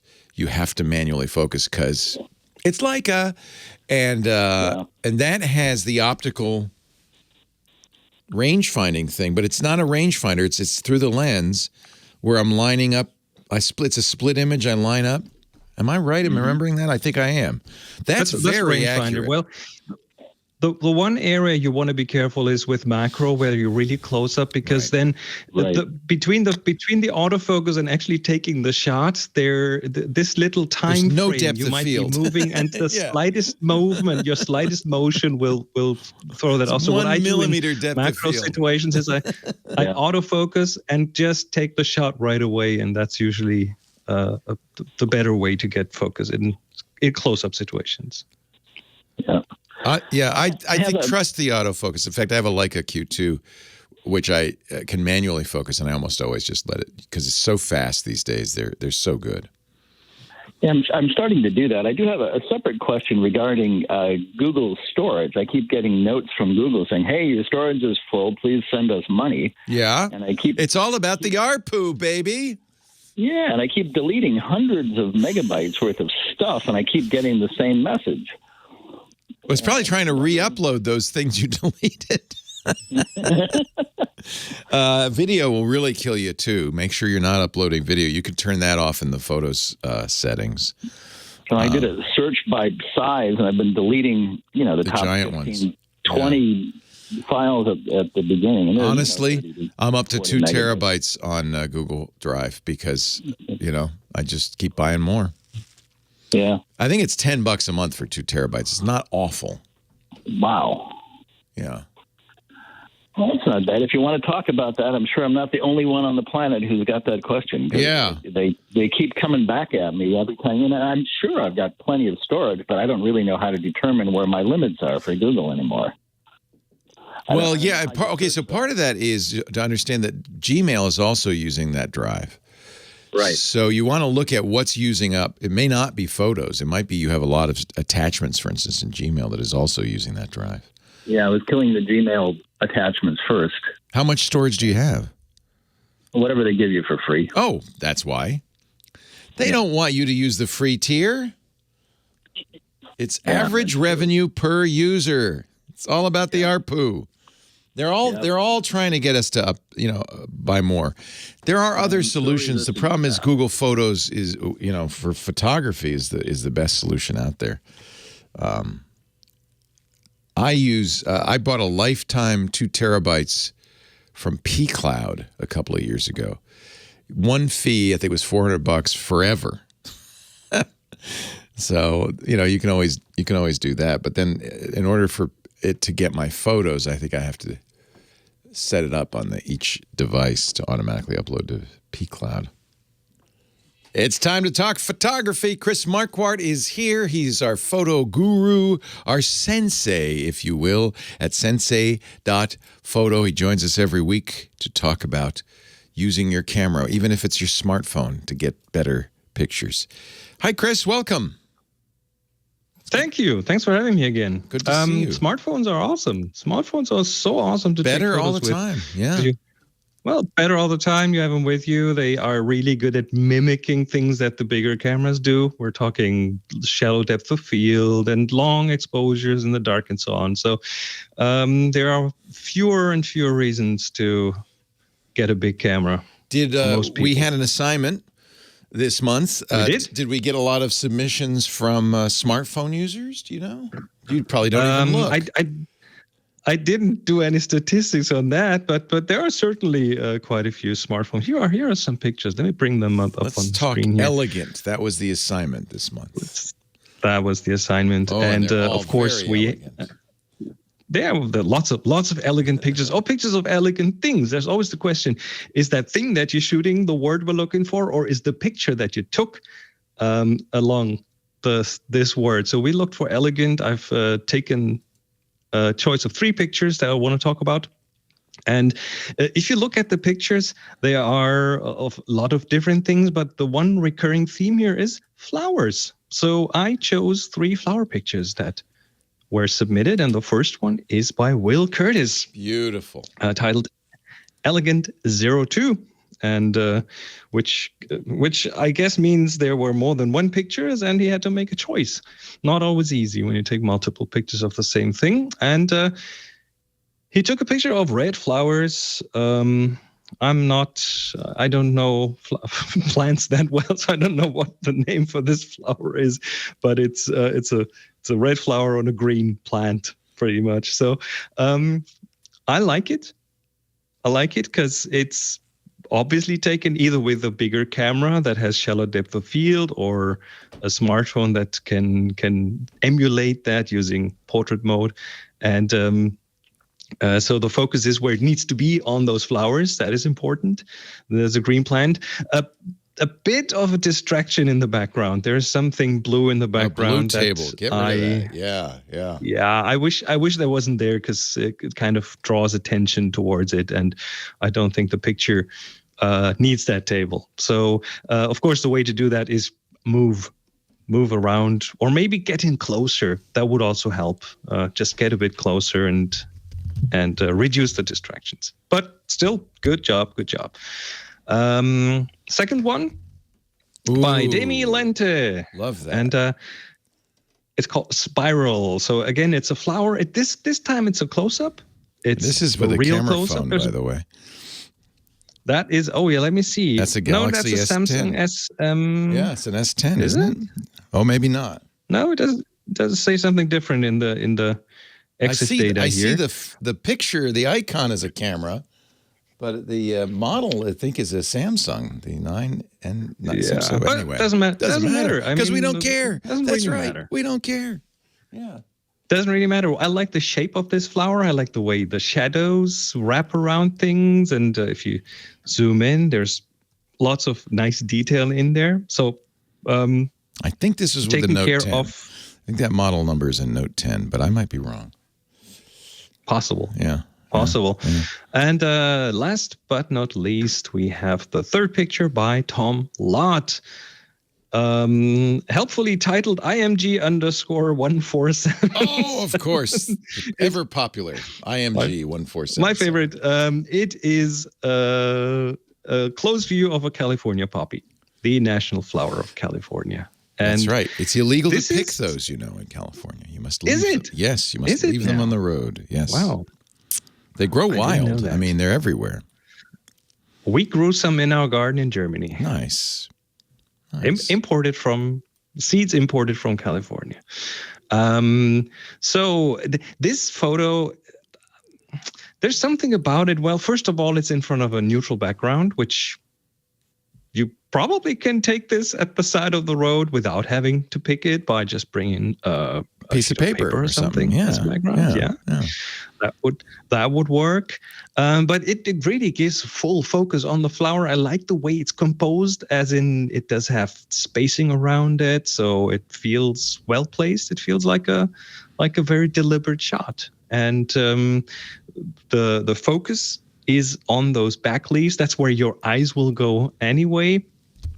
And in general, it's an elegant photo. So, Tom, good job, and everyone else. Very nice. Good job. To even the photos without flowers.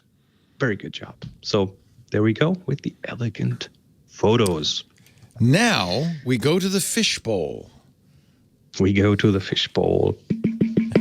the fishbowl. There's lots of words in it. I love my fishbowl. all adjectives. I will draw. Here we go. One. No cheating. And make sure the fishbowl doesn't fall. And we have this is a good one. Colorful. That's the next one. Color. Oh, that's perfect for photography. How fun is that going to be? Here we go. So the way no black and white photos. Yeah. Well, maybe. Wait a minute. Maybe. We don't know. Could be. We're not going to tell you. The idea is we're going to give you a concept, an idea, in this case, colorful.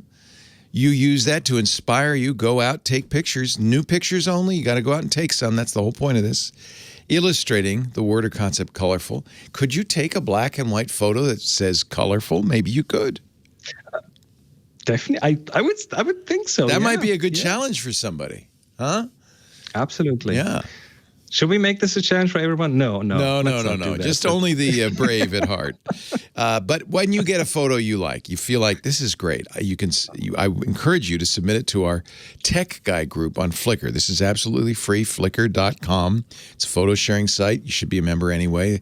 It's a really great place to share your photos and get kind of critiqued and commentary from others. In fact, I use a Flickr wallpaper on one of my computers because some of the images are so stunning on Flickr. When you get into Flickr, you can join the Tech Guy group. You'll know you're in the right place. Picture of me, 11,000 members, 12,000, something like that. Lots of photos. Renee Silverman will welcome you. You can tag the photo if you get one that you really like. Tag it TG Colorful so we know it's for the Tech Guy show, TG. And colorful American spelling. Oh, no U's allowed. C-O-L- I think we're smart enough. We could maybe accommodate. Somebody wants to spell it with a U. Yeah. Come on. All right, please, American spellings only. Renee, well, thank you for your submission. And then it'll be added to the pool. And in 4 weeks, that's how much time you have. So you could submit up to, if you start now, up to 4 different images. In 4 weeks, Chris is going to pick his 3 favorite, talk about them on the air. It's interesting. Now, there weren't only elegant flowers. There were other things. But you decided this time you wanted to just talk about flowers. Yeah, because that kind of jumped at me. So, but with a colorful assignment, I'd say I'll give a bonus point to anyone who dares to bring a black and white photo that says colorful in some way. Yeah. I mean, it's not mandatory. An elegant sewing machine and jewelry and shoes. There was an elegant guy in the San Clemente Pier. An elegant ship. A ship. Oh, yeah. So just like elegant, colorful can mean almost anything. That's the fun of it, is you get to decide. We don't decide. You get to decide. Chris Marquardt writes all the time about photography. He's got books on wide angle and film photography. The new film photography edition is out in Germany, and I hope soon in America. Soon in the States. Good. Soon. And of his workshops and his coaching is available at sensei.photo, SENSEI.photo. And, of course, he joins us here every week. Thank you, Chris. Thank you very much. We'll see you next time. Leo Laporte, the tech guy. More calls right after this. Colorful. Colorful. I was just trying to figure out if there's an or condition in the Flickr search. Or you could do 2 searches. I don't know if there is. That's interesting. I could probably do that. Yeah, but it's nice to have them all in one. What was the last one? Expensive? TG Elegant. Can you do or? I'm doing an or. Elegant? Yeah, it looks like that does actually work. Yes, nice. It does. Nice. Or uppercase O-R, uppercase O, uppercase R. Okay. Or is it lowercase even? I think I did it in lowercase. Yep, even lowercase. Yeah. So there you go. Colorful. All right, let's have them spell it the way they want. That's fine. Well, not any old way. As long as it's in the dictionary, we can handle it. That helps. Thank you, my friend. There we go. Have a wonderful week. All right. See you next weekend. I'll see you next week. Bye-bye. All right. Bye. Leo Laporte, the tech guy, 8888. Ask Leo. I have to correct myself. Got a call from Bill Handel. He said, Leo, you can pick a poppy. What? Apparently, I was misinformed. You are. It is not illegal in the state of California to pick a poppy. It is technically illegal to pick any plant or flower in a state or federal park. Maybe that's where that came from. But if you've got poppies on your own property, you pick them. Go ahead, pick them. It's funny. I think a lot of people in California, though, like me, I grew up. Oh, no, you can't pick those. There's a law. There's a law because it's a state flower. There's a law. You can't pick it. Huh? No, you can. Go ahead. Be my guest. Brian, Charlestown, Indiana. Leo Laporte, the tech guy. You can't pick a Hoosier. That's for sure. Hello, Mr. Laporte. Hello, Mr. Brian. Welcome. I have a question about KVM switch software. Okay. I'm currently running Input Director. It runs great across 3 computers. All right. Windows 10 is what I'm running it on. But I would like to run a KVM switch software on Ubuntu or a Kodi box or something like that. So you want to run it, but not with hardware, just all do it in software? Is that what you're... Right. Yeah. So the one I'm familiar with, which is open source, works cross-platform, Linux, Windows, and Mac, Raspberry Pi 2, is called Synergy. Yeah, but they want you to pay for it. I know, that makes me mad. It used to be free. Yeah. It was open source and free for a long time. Yeah, I loved it. Then a company called Simless bought it. But I bet you that somebody must have forked the original Synergy code. And in fact, there is a program called Barrier, which is, I believe, the fork, if it looks exactly like Synergy, the fork of Synergy to keep it, because Synergy was open source. So, when you have an open source product. Yeah. So it is on GitHub. It's from Debauchee, Debauchee, and it's called Barrier. And it was forked from Synergy Core, so it's going to be very similar to the program we know and love. Now, I haven't tried it. I stopped using Synergy a while ago. Not because of any problem, but it just was kind of finicky to set up. It uses the Wi-Fi network to do it, and you have to open ports to allow it and so forth. This will be very similar. And it looks like it's under it's being actively developed. So certainly want to take a look at Barrier. Thank you so much. Yeah, you're welcome. Yeah, I remember because when I saw that Simless wanted to charge me for a program I'd used for free for literally 15 years, I was a little mad. I don't mind paying for it either. But it's a subscription. A yearly subscription. No, Come on, sorry. dude. No, it's not that fancy. You're being too fancy. Yeah. So give that a try. Let me know how it works out for you, actually. All right. I appreciate you. Thank you, Brian. So that's one of the things I like about open source. You probably heard that phrase. Lately, you've been hearing it from Elon Musk, who says, we've got to open source the Twitter algorithm. Elon, by the way, has shown in the past that he doesn't really understand what open source, the technical meaning of open source is. The theory behind it is, and this goes back to a guy named Richard Stallman and the GNU project. The theory is that software should be free. Not free as in free beer, not free as no price, but free as in liberated. And to Mr. Stallman, the idea of, we'll call him RMS, that's how he likes to be known, that's his initials. To RMS, the idea of free or liberated in this sense is you can get the original code that made the program, we call that the source code, and modify it to your heart's content. And there's no prohibition against that. There are open source licenses that say, for instance, depending on the license, and there are a variety of these, but depending on the license, for instance, if you modify it, you have to release your modified version open source as well, so others can modify your version, and on and on and on. The term that's used when you take an open source project like Synergy and make it your own and start to modify it is forking it, like a fork in the road. I'm forking it. And that's actually a useful description because you're taking that code at a certain point in time. Any changes from the original code creator, Synergy, will not be mirrored necessarily in your version. You've gone a different way. But so somebody's taken Synergy, forked it, and made an open source project, which you could then fork if you wanted to.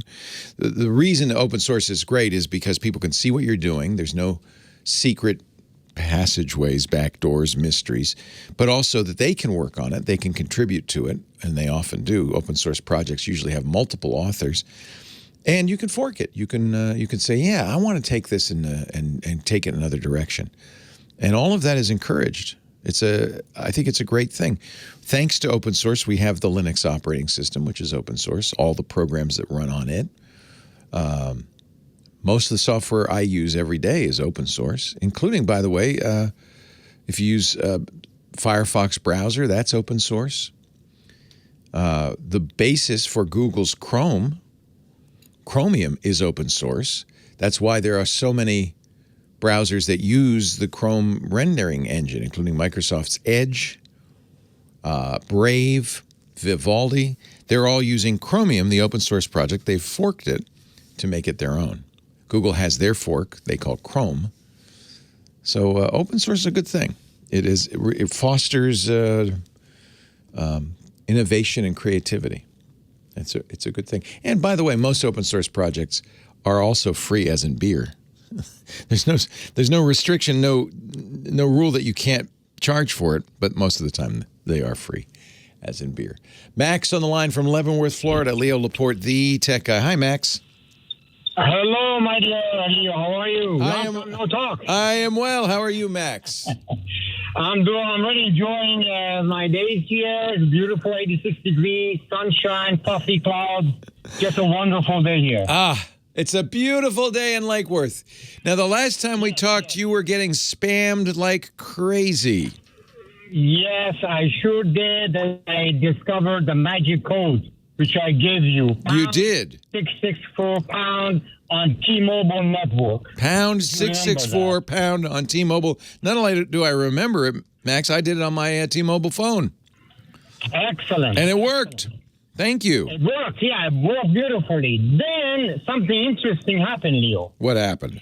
I started getting calls from international calls. International calls from Eastern Europe and Canada. I don't know any of the people over there. I never had calls before.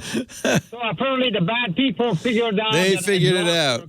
Calls. So there, I think, calling me from there. and I don't know if I mentioned this last time we talked, but I think those days are numbered.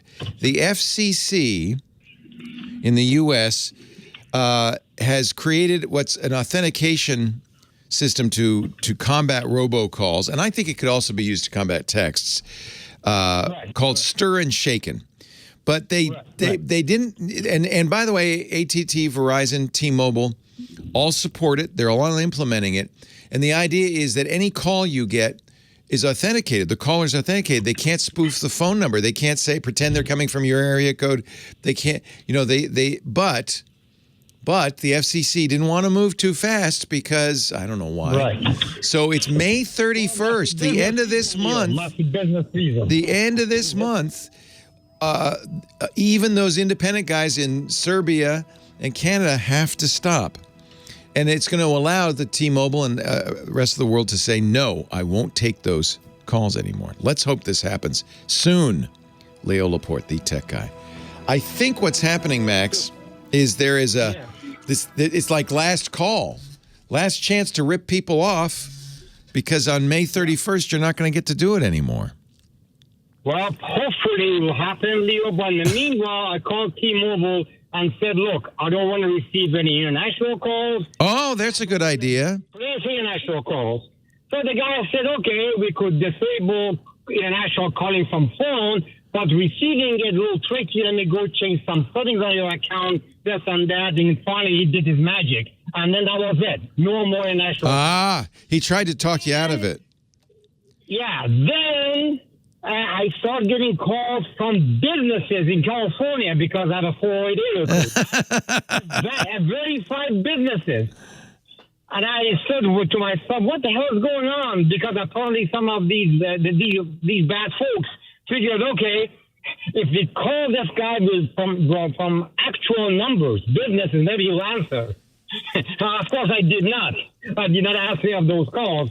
But it's so frustrating. It died down. So that was frustrating. The end, and so far, my phone's very quiet. No international spam or scam or any of those calls. So that's a good tip. So you call your provider and say no more international calls, and just That's exactly what you need to do. Yeah. Also, I was gonna tell you about the Windows. Next time somebody call you with a Windows question, you should ask them for authorization code.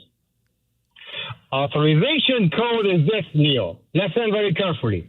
Okay. PITA number 4ME.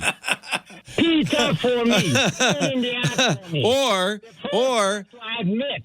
It's an ID 10T problem. An ID 10T. Ever hear that one? ID 10T. Or yes, of course. Yes, PEBCAC. PEBKAC. The problem exists between chair and keyboard. Exactly. But just to keep on the I can't do that. I can't do that to our fine audience. I can't say that. I can't call them a PETA.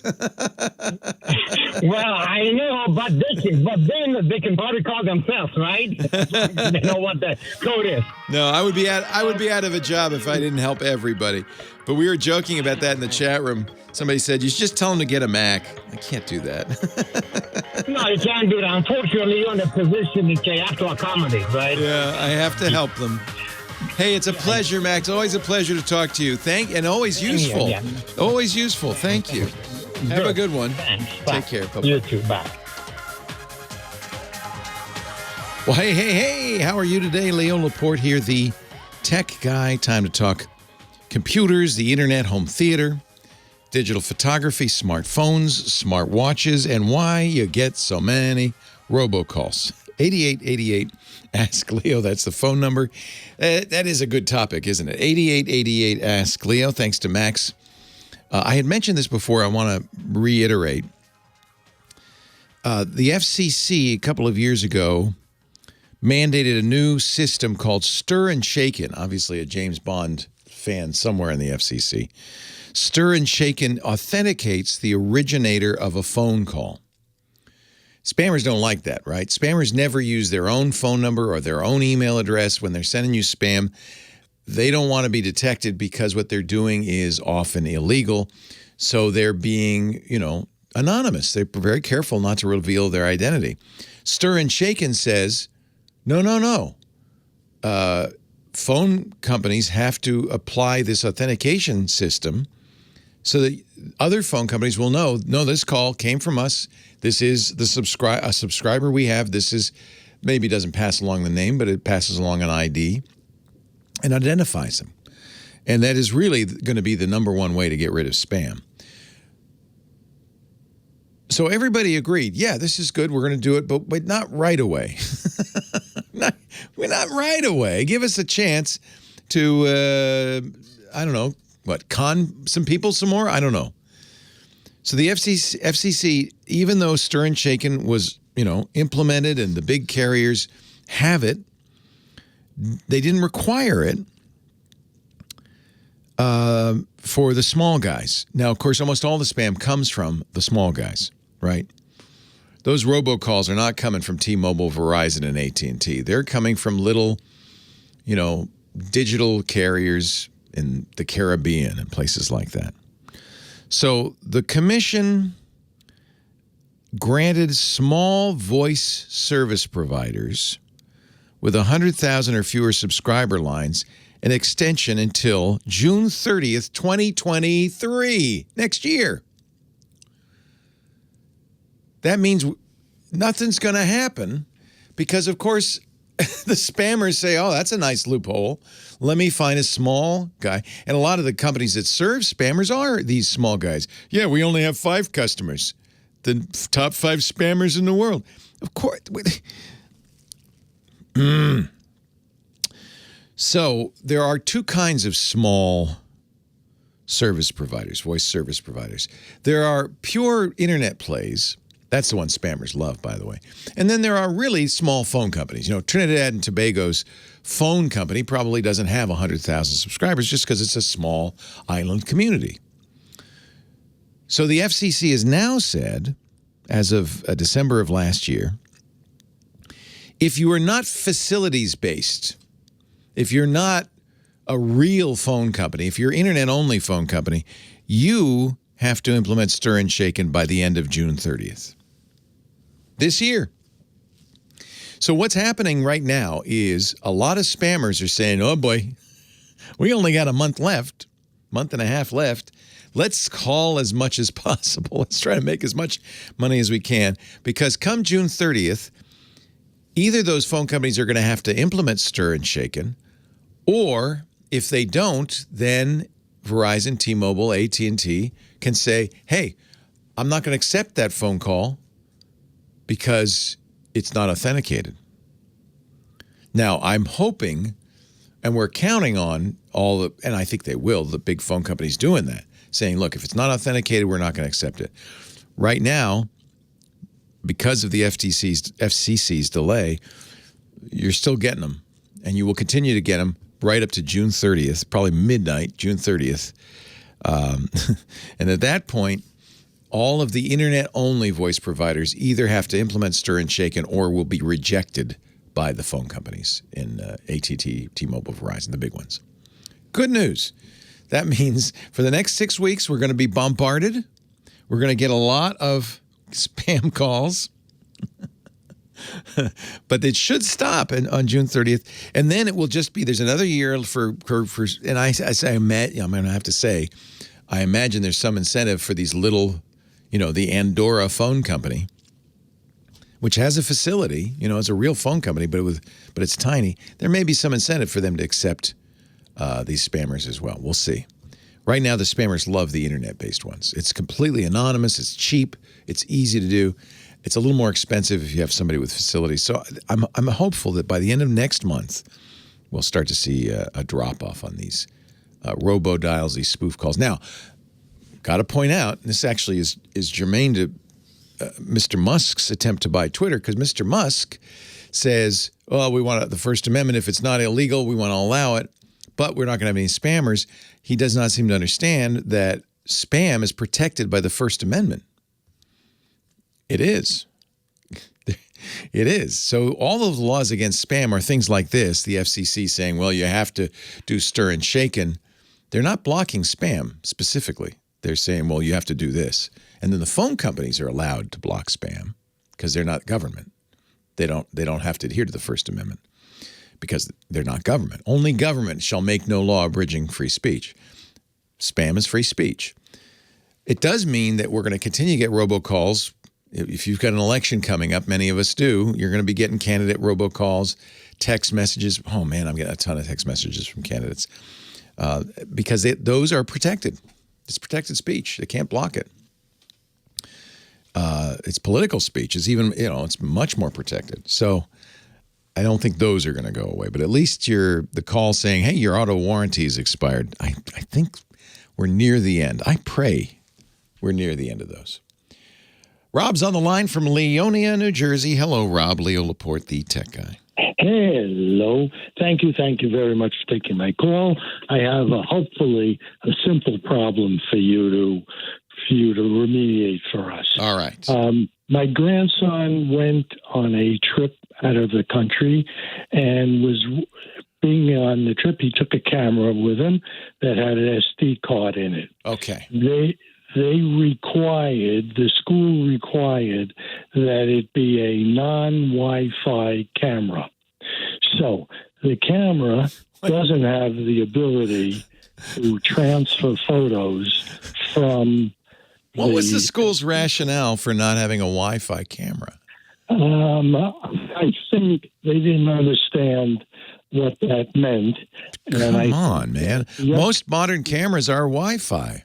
Exactly. So when we had to get him the camera, we had to run around and find a camera that didn't have that built in. That's ridiculous. What a ridiculous restriction. So you found one, though. We did, yes. A Sony something or other and we found a new one, which made us happier because we didn't want him to be away and not work. He should have a nice camera. Where is he? Exactly. So he took about 50 to 100 pictures on the camera. Nice. Yeah. And now supposedly the way to move those pictures off of the SD card into where we want to move them to is an iPhone. Okay? No. There's two ways to get them off the camera. One is with a card reader, right? Which you plug into your computer via the USB port. You take the SD card out, put it in the card reader, and there's all the pictures. That's what actually a lot of us still do, even if we have Wi-Fi, because it's by far the fastest, most efficient way to get your pictures. The other way, and I suspect if you make a camera that doesn't have Wi-Fi, doesn't have wireless connectivity, you're going to make sure there's a USB port on the camera. So there's probably a port. It might be a proprietary cable, but it will have come with a camera that you can hook up to the computer and do the same thing. The camera, in other words, can be the card reader. All right. So it does have this proprietary cable that goes into a USB, it becomes a USB, and I can plug that into my PC. Yes. Correct? Yes. Now, is there a simple way to move, and I'm going to now plug the iPhone 12 Pro into the PC. So let me understand your question because we're almost out of time. Do you want to go directly from the camera to an iPhone, or do you care? You just want those pictures on an iPhone? I want to get the. You want to go directly to the iPhone without an intervening computer.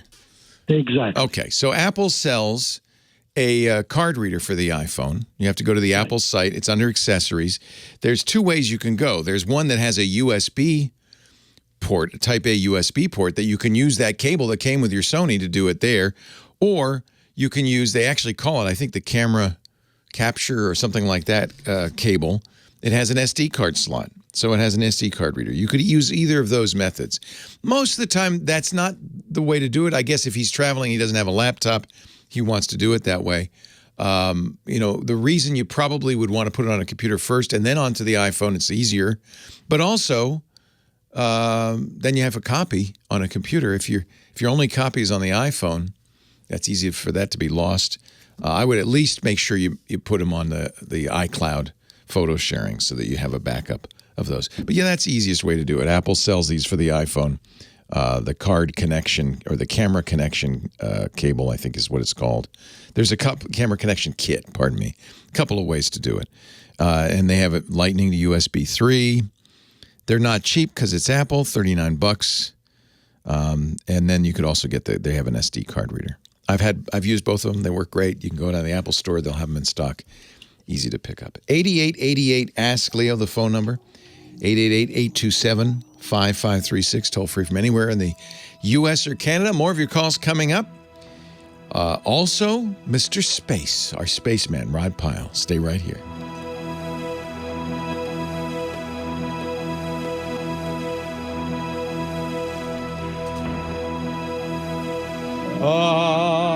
Hello, Rod Pyle. Hey there, how are you? I am good. How are you? Well, I've had some computer drama.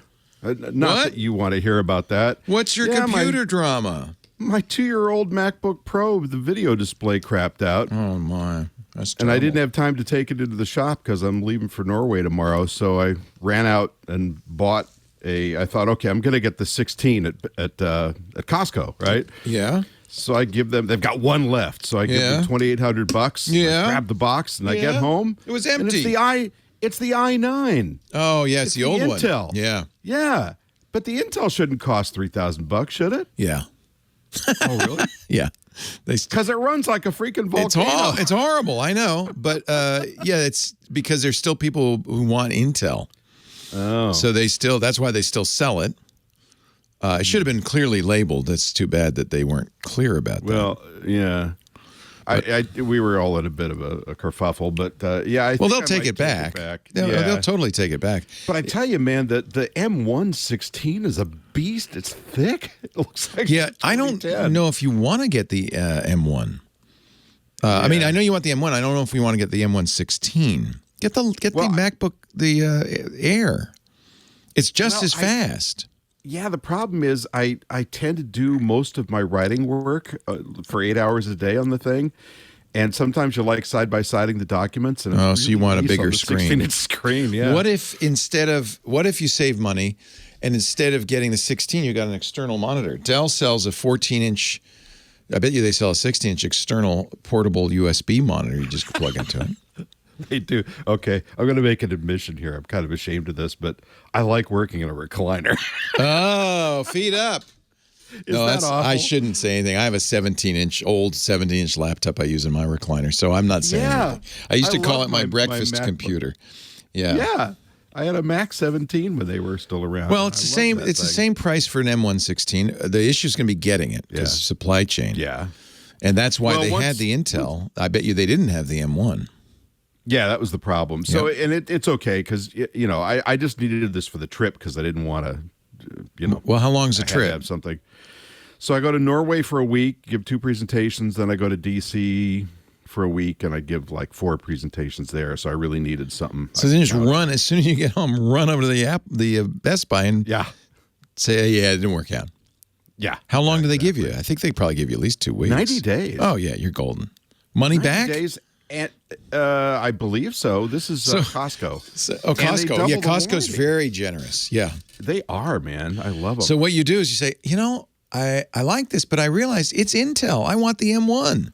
Yeah. And they'll say, oh, well, sir, I'm sorry. We don't have the M1. But I want the M1. Yeah, but I know Leo Laporte. So I'm sorry, sir. No, they won't say We're that. so sorry. They say, who? But, yeah. Yeah, you should get the M1 for sure. Yeah, I'll go back. Yeah. Anyway, wow, so thank you for letting $2,800. me whine a little bit. That's hysterical that they charge so much for the Intel. But I think that's because there's still demand.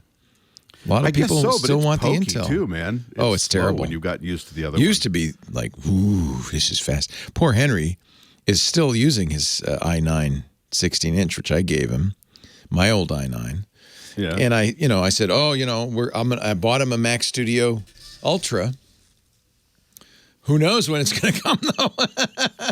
So the poor guy's still got to, edit on his i9. I feel bad for him. But yeah, but you're a good dad. I mean, good Lord. Well, I did get. I did. That comes. Yeah, it was awesome. Oh my God.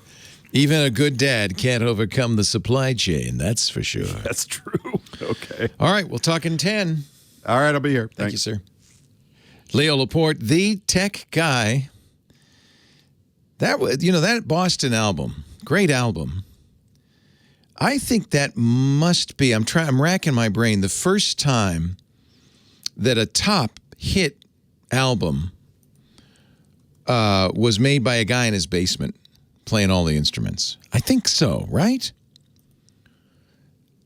It was kind of an amazing story in the 70s that Tom Schultz could have a studio in his basement, record a whole hit album. Sounds like a giant band. Do it all by himself. Nowadays, with synthesizers and all the tools we have, easy peasy. Schultz was a technologist as much of a musician. He went to MIT, so he knew a lot about recording studios and technology, and was able to do a pretty good job in his basement. Using analog tape machines, yes, because it was the 70s. 8888, ask Leo the phone number. Back to the phones we go. John in Costa Mesa, California. Hi, John. Hi, Leo. And this is Leo Laporte, the car guy, right? Yeah, right. Yeah, sure. What can I do for you? I've got an older X5 BMW, a 2016, which had the BMW Connect, which was a 3G product. And when it just stopped working, didn't it? Yeah. It did. And I get lost a lot now. So a lot of cars have this problem because the phone companies, most of them, depends on which, phone company it was using. But I think T-Mobile and AT&T have discontinued their 3G. Verizon, you have till the end of the year. Those towers are gone. And that connection is gone. They've moved to LTE. And a lot of cars that were based on 3G no longer work. Now, you should probably, I would say BMW should offer you some sort of solution. It won't be cheap. Well, I've been to the dealer, and I thought maybe just a replacement of the SIM card would work. No. But, of course, that's too easy. Yeah. Here's what BMW says as of April 22nd of last year. The upcoming I should do it in a German accent. The upcoming discontinuation of 3G cellular technology will impact our BMW Connected Drive and Assist services. You were notified by first-class mail. That's true. Yes. A year ago. BMW is in the process of assessing options. Currently, service renewals are not possible because you had a one-year plan. There's really not, you know what? It doesn't look like they've got a plan for this. So what do? You get a phone that has LTE and use its GPS. Right, or you buy a new car. Or your car, my friend, is obsolete. No, my car works fine. Thank you very much. It is pretty ironic, isn't it? Actually, Leo, the GPS does work. It's just the traffic options. Yeah, because it was getting that over the air. And, of course, it won't get updated maps, although your dealer may be able to update your maps for you. But, yeah, you won't get traffic notifications, anything, accident notifications, anything that came through the connected driver BMW Assist is gone. I'm glad the GPS still works. That's good news. Yeah. Yep. And if you did, this is BMW is funny because they also were the ones who wanted to charge a fee to use Apple's CarPlay in their newer BMWs. So you don't have, obviously, in an older car CarPlay, but you can at least connect your phone to the Bluetooth and have, verbal directions. And if you're using Waze or Google Maps, you'll get all of that. In fact, probably better information than you were getting from the BMW Assist. Good point. It was just easier to I know. load directions in from my phone or whatever. Yeah, blame the phone companies. Actually, don't blame them. It's inevitable. This was going to happen. Yeah. Well, I appreciate your time. There's no fix for it, and you're not. I guess if it makes you feel better, you're not alone. There are a lot of vehicles that have a variety of services that use 3G, and they are not going to work anymore. And so that's good news. It's things like OnStar where people are thinking, oh, I have emergency services. If I have a crash or I break down, I could press the OnStar button in my GM vehicle, and it will connect with OnStar services, except it won't after, all of this technology has been sunsetted. So the good news is, and I think this is really what BMW and other manufacturers expect, your phone, and this is why they do CarPlay and Android Auto, your phone is getting updated. It's getting updated regularly. You probably buy a new phone every few years, much more often than you'd buy a new car. And so it makes a lot of sense for these manufacturers to put connections to your phone in, instead of using their GPS and their perhaps outdated maps and their traffic information. Use Waze or Google Maps or Apple Maps, and it'll always be up to date because it's getting it through the modern LTE and 5G networks. And, when we go to 6G, you get a new phone and it'll keep working. Leo Laporte, the tech guy, spaceman Rod Pyle coming up. So, Rod, do you want to talk about the UFO testimony in Congress? I don't have that yet. I was going to talk about, we have a lunar eclipse tonight. Oh, yeah, that's right. I forgot about that. That's a big deal. I was going to talk about the Eye of Sauron in the center of the galaxy that we have, that new black hole, because that's just too cool. And if you want to mention, is it this week that the first UFO? I've lost track, probably. Let me look. I'll have to look at that. I feel like it's this week. I'll be looking at fjords while they're doing that. Tuesday's hearing will mark the first time Congress has convened a public hearing on UFOs since the Air Force oversaw an inconclusive investigation into 1969. Yeah, it's more of the same. Do you remember when Project Blue Book came out? Yeah. And we all saw the news and went, figured that. It's exactly. Swamp gas and weather balloons. It's exactly what we thought it was. But people would love the idea that, the aliens are being hidden from us. Well, and that's been the idea for decades, right? I mean, if you listen to radio after 10 o'clock, especially on certain networks, there's a lot of talk about that. And it is exciting. And I have to say, from what I've seen so far, the government in general and the military in particular has been a lot more open than they have in the past. I got to give them credit for that. It's a mistake for them to hide it because it just it fosters that mindset. And I think they're still leaning towards, we think this is foreign operators spoofing our radar and so forth. But at a certain point, it's hard to overcome some of that visual evidence. There's explanations for a lot of it, but yeah, it's interesting stuff. So we'll have to keep our eye on that. There are no aliens in our vicinity. Well, wouldn't it be nice if there were, especially if they knew what to do about climate change? Unless they want to eat us. My friend. Well, but you know what? Unless it's a cookbook. Yeah, but look at the copy on the Blue Land ads. If our bodies are going to be 50% plastic by weight in the next decade, isn't they that want depressing? To eat us? Oh my God, those stats! What is it? By 2050, the ocean will have as much plastic mass as fish mass, right? I know. Is it 2050 or 2030? I think it's 2050. Does it matter? No. Any day now. Yeah. I mean, we got to stop using plastic. This is want to be crazy. Soda bottles. Why did we think plastic was a good idea? No. The Graduate. Than Bakelite. Yeah, Bakelite. Yeah, that wasn't a good idea. What's Bakelite made out of anyway? I don't know, but is they cellulose. Bake it. I remember as a kid, we got toys that were made out of Bakelite. They were terrible, and they broke in about an hour. Yeah.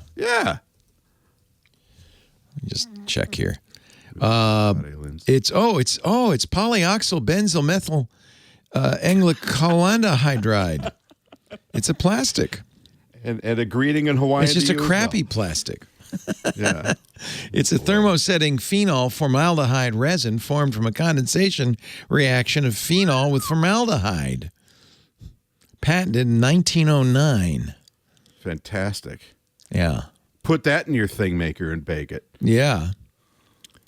It's because of Bakelite that we have plastic, really, because it was such a success that they said, well, there's got to be a better way.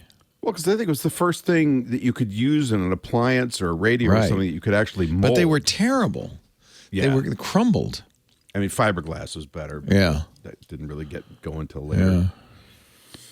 Well, it's 100 years old. My Fiero was made out of plastic. I enjoyed that. The Bakelite Corporation was formed in 1922. Wow. 100 years ago on this day in history. I think it's going to be a long, long time before we get anybody better than Rod Pyle to talk about space. He is our spaceman, the author of many books about space, editor-in-chief of Ad Astra magazine from the National Space Society, space.nss.org, and co-host of This Week in Space right here on the Twit Network, twit.tv/twists. Hello, Rod. Hi. I didn't know you could wear Hawaiian shirts in orbit. That's nice. Looks good. It's very attractive. Only when kicking back. Yeah. So just briefly, because everybody wants to talk about this. You and I are going, but Tuesday, Congress is going to have the first public hearings on UFOs in 50 years since the Blue Book report of 1969. And I think you and I both are of the same opinion that there's nothing to see here. There are just Art Bell notwithstanding, there are no aliens walking amongst us. Hey, they came and they took Art, so that's done. I'm sorry, Jim Bohannon. There's no aliens. Anyway, I'm with you on that. So I do think it's great that they're having more public hearings. And I think they kind of owed us that because that report that did finally come out, I guess it was about a year and a half ago now, we only got 9 pages, right? Yeah. The rest was redacted. That's So the we're going, mistake. well, this doesn't they're say making much. is Yeah, redacting don't keep it. a secret. And so people are thinking, oh, they must be hiding the fact that there's aliens. That's not what they're hiding. I don't think so. I think what they're hiding, at least what they're admitting to hiding, is national security concerns because there's a lot of smart people that think, spoofing done by a constellation of drones or a submarine or whatever it's going to be of a foreign power can look very weird on radar. Yeah. And I mean, if you're the enemy, if you're an enemy of the United States, potentially, and you want to see how our radar systems work and how our defensive nets work, what do? You wait till we're doing exercises off the coast of California or the East Coast, and you come and you ping it and you get everything activated and see what happens. So there's some consensus that's a lot of it, but there's still weird stuff that you can't explain. And even their report, to their credit, said there's some stuff we just can't explain. That's fine. There's stuff, a lot of it we can't explain in the world, including a giant doorway on Mars. That doesn't. Oh, yeah. Well, so giant. So the people I've talked to who look at these kind of photos all the time say, I think that's about maybe a foot. Oh. Now, I got to admit, it's really interesting. It's quite clean. Structure. Yeah. Yeah. And, there would have to be substantial fracturing and shifting of that rock for that to happen. And my geology is all so long ago, I can't tell you the mechanism other than weathering and seismology. However, we do know now that Mars has Marsquakes up to magnitude 5, as we've seen. Unfortunately, soon the InSight mission, our lander that has a seismometer, will probably not go for more than a few more months because the solar panels have gotten very dusty and it's losing power. We also lost the helicopter, I hear. No, that was temporary. Oh, they got it back. Yeah, so it went into safe mode for a number of reasons. And but it's back, and they figure they'll get a couple more months out of it. So very happy about that. Definitely getting your money's worth on that. Boy, that was a good one. Maybe we could send it over to look at the doorway on Mars. More importantly, there's going to be a lunar eclipse tonight. Yes, a super flower blood moon. Ooh. It's interesting. Yes. 10 years ago, you didn't hear all these describers, but they're such good clickbait. Yeah, they're great. That they're out there. Thanks to the internet, we now have the super flower blood moon, which is just a red moon from the solar or the lunar eclipse, right? But if you haven't seen one or haven't seen one in a while, these are very nice. They're relaxing because they go on for hours instead of a couple of minutes like a solar eclipse. Super just means it's a closer approach to the moon than normal. Flower moon is one a full moon that occurs in springtime when things are blooming. And a blood moon just means it's a total eclipse and it turns red. So it's visible across North America and a lot of other parts of the world, Europe, Africa, Middle East, Eastern Pacific, and so forth. Starts at about 10:15 Eastern time is when you start actually being able to see the penumbra, which is the gray shadow that starts gobbling up the moon's edge. And then about midnight, 12:15, again Eastern time, so much earlier out here, we'll start seeing the umbra, which is the red central part. And that's red just because the light's refracting around the edge of the Earth through the atmosphere, and the longest wavelengths of red. So if you're standing on the moon, you'd see a red ring around the Earth, which would be really cool. And if you're in an area with bad weather, or you just don't feel like going outside, or there's a building in the way, you can go to space.com or griffithobservatory.com, and they will have live viewing available. But it's not as cool as seeing it. It's just a blood moon. It's cool. But there'll be a lot of pictures on Twitter. You can look there. Yeah. Speaking of pictures, I didn't even know that there was a chaotic, supermassive black hole at the center of our galaxy, let alone see a picture of it. And so this is the second time we've seen this. The first one was an object called M87, which is many light years away in another galaxy. So the image, that one, because it was a little easy, ironically, even though it's farther away, it was easier to see for two reasons. One, you're not looking through all the junk towards the center of our own galaxy. You're looking out along a more thinly populated area in terms of stars. But also, it's much bigger. And critically, that orange ring, which is the dust that's being sucked in by this black hole and is being energized and being made visible, is moving much more slowly. It orbits in a matter of days. The one in the center of our galaxy, which is called Sagittarius A or A prime, is moving, it's orbiting in a matter of minutes. So it's really hard to image something that quickly. And the way they image it is fascinating, too. They're using telescopes from at least 60 different institutions all over the planet. Wow. And this combines, if you have them, if you time it right, so you've got one on each edge of the planet as seen from the target, you've got this what's called very long baseline interferometry, but basically it makes an Earth-sized radio telescope. Holy cow. Because you combine and extrapolate all these different data sets. So you get this huge aperture, and you see this amazing dust cloud. And that's millions of solar masses out there. What I thought was more fascinating, even though it's a black hole, and they seem to be at the center of most galaxies, and there are various schools of thought about that, maybe just because they tend to be much denser star mass there. But one astrophysicist said, if Sagittarius A, our black hole in the Milky Way, were a person, it would consume the equivalent of a single grain of rice every million years, even though we see all that dust being devoured. So that's how diffuse that dust is it's being caused to light up like that. How cool is that? That's amazing. I thought no light could escape a black hole.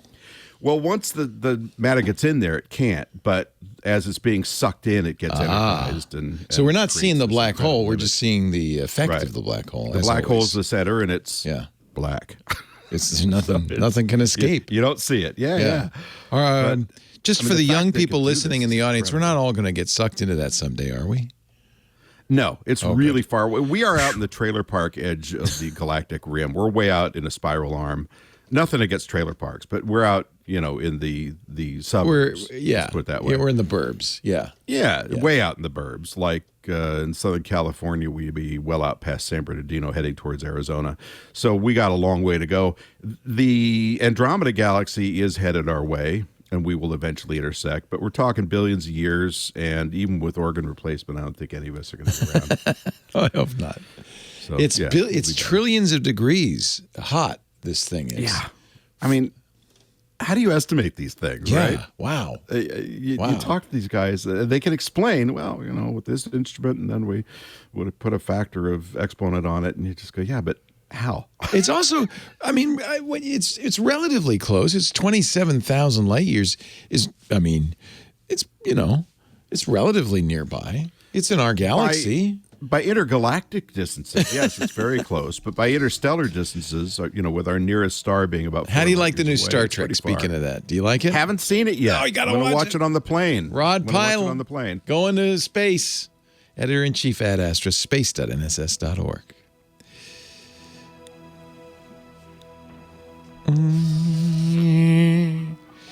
Leo showing his perfect pitch. Perfect pitch. So I'll miss next week, but the following week, even though I'll be at DC, I think I'll be able to get a quiet area if you want. We can work on it. If it works, it works. If not, safe travels. Do it from the floor of our conference. Yay! That ought to be great. Have you been to Norway? I have been to Norway. Any recommendations? Have the fish. Yeah, they got a lot of that. You won't have much choice. Yeah. Where in Norway are you going? Oslo, just southwest of Oslo. Okay. So Bergen's if you get a chance to go down south to Bergen, that's beautiful. We were in Kristiansund, which is on the west coast, and is a big cod fishing area. It's where all the bacala comes from. So there's a lot of cod, and that was. I'm not honestly a real fan of Norwegian food, but if you are, you're going to the home of Norwegian food. I'll probably be trying to have the occasional burger in the hotel. I do want to go see the Fram. The Viking ship exhibit is closed apparently, but the Fram, which is that Arctic exploration ship, is there. Henry and I went to see that the Viking ship in Oslo. That was cool. Was it? Yeah. I took Henry with me when we went to the first time we were in Norway. That was very cool. And then Lisa and I went back a few years ago for a photo conference in Kristiansund. That was fun. Yeah, you're going to have fun. They're wonderful people. It's a wonderful country, and it's the best time of the year to visit. Well, except that I was really, I got excited because I thought, I'll see the Northern Lights. And I thought, Northern Summer? No, it's summer. No, I'm going to be seeing the sun all night. all night long. Yeah. Yeah, we were there. The first time we were there, it was like midsummer. It was late. It was cool. Yeah. It was really cool. Yeah. Oh, you're going to have a wonderful time. So this is your first time. Yeah. Yeah, first, and it occurred to me the other day, by virtue of age, it might be the only time we'll see these things happen. But there's a lot of places. Very hospitable. That's the reason for me. Yeah, there's other places too, but it's very hospitable. The people are very warm. They take good care of you. You're going to have a good time. Yeah, I think it'll be great. Yeah. And I don't have to learn Norwegian. And nowadays, I did a lot of round-the-world traveling when I was in my 20s, so in the 80s, but it's hard to get your head wrapped around the idea that you don't need local money anymore. Not really. No. Or maybe a little bit. We were talking about traveler's checks the other day on Twig. What's that? You don't need them anymore. Right. You just go to the ATM and pick up some kroner or whatever. Yeah, it's amazing. Yeah. It really is. Everybody speaks English, which is nice. Scandinavia is amazing. Their English is better than ours. Oh, my God. I'm so envious of Europeans because they speak 5-6 languages. Oh, I know. I'm still struggling with my first. I know. It's fun. You're going to have a great time. I'm jealous. Now, you studied Mandarin, right? Yeah, in college for a couple of years. That's all. Not enough to speak it. I tried Russian. Didn't stick. I tried Japanese. Russian's hard. Didn't stick much. Yeah. Looking at Mandarin, but man, it's just the tonal thing. Yeah, I didn't have too much trouble with the tones. I liked them. No? The written language is murder. It's a very simple language. There's no tenses. There's no genders. Mm-hmm. It's very easy spoken language. Incredibly easy. But to be literate, you got to be able to make like 12,000 characters in calligraphy, right? Yeah. It's hard to be literate. Exactly. It's easy to speak. Interesting, as I watch my girlfriend type Chinese on her phone, and I'm sure you've seen it. You hold a character, and there's a pop-up, and that's the closest thing you can get. It's astonishing. It's amazing. Oh, good. So you have a Chinese girlfriend. You should learn Mandarin. Absolutely. It's the language of love. No, it's not. All right. See you, Rod. Thank you. Thank you so much for letting me be your tech guy. Couldn't be more appreciative. I'm eternally grateful. It kind of boggles the mind that I get to do this every weekend. Thanks to Professor Laura, our musical director. She finds some great music to play for us every week. I always enjoy her picks, don't you? All the links to her songs will appear on the website, techguylabs.com. Usually takes us a couple of days to get them all up there. But when you go to episode 1894, it's usually the Sunday episode, at the bottom where it says links, there'll be another paragraph of links that say songs, and all of her songs will be there. Thanks to Kim Schaffer, our phone angel, who does a wonderful job preparing you for your appearance on national radio in front of dozens of people. But thanks to the dozens of people, though more importantly, all of you who listen are so important.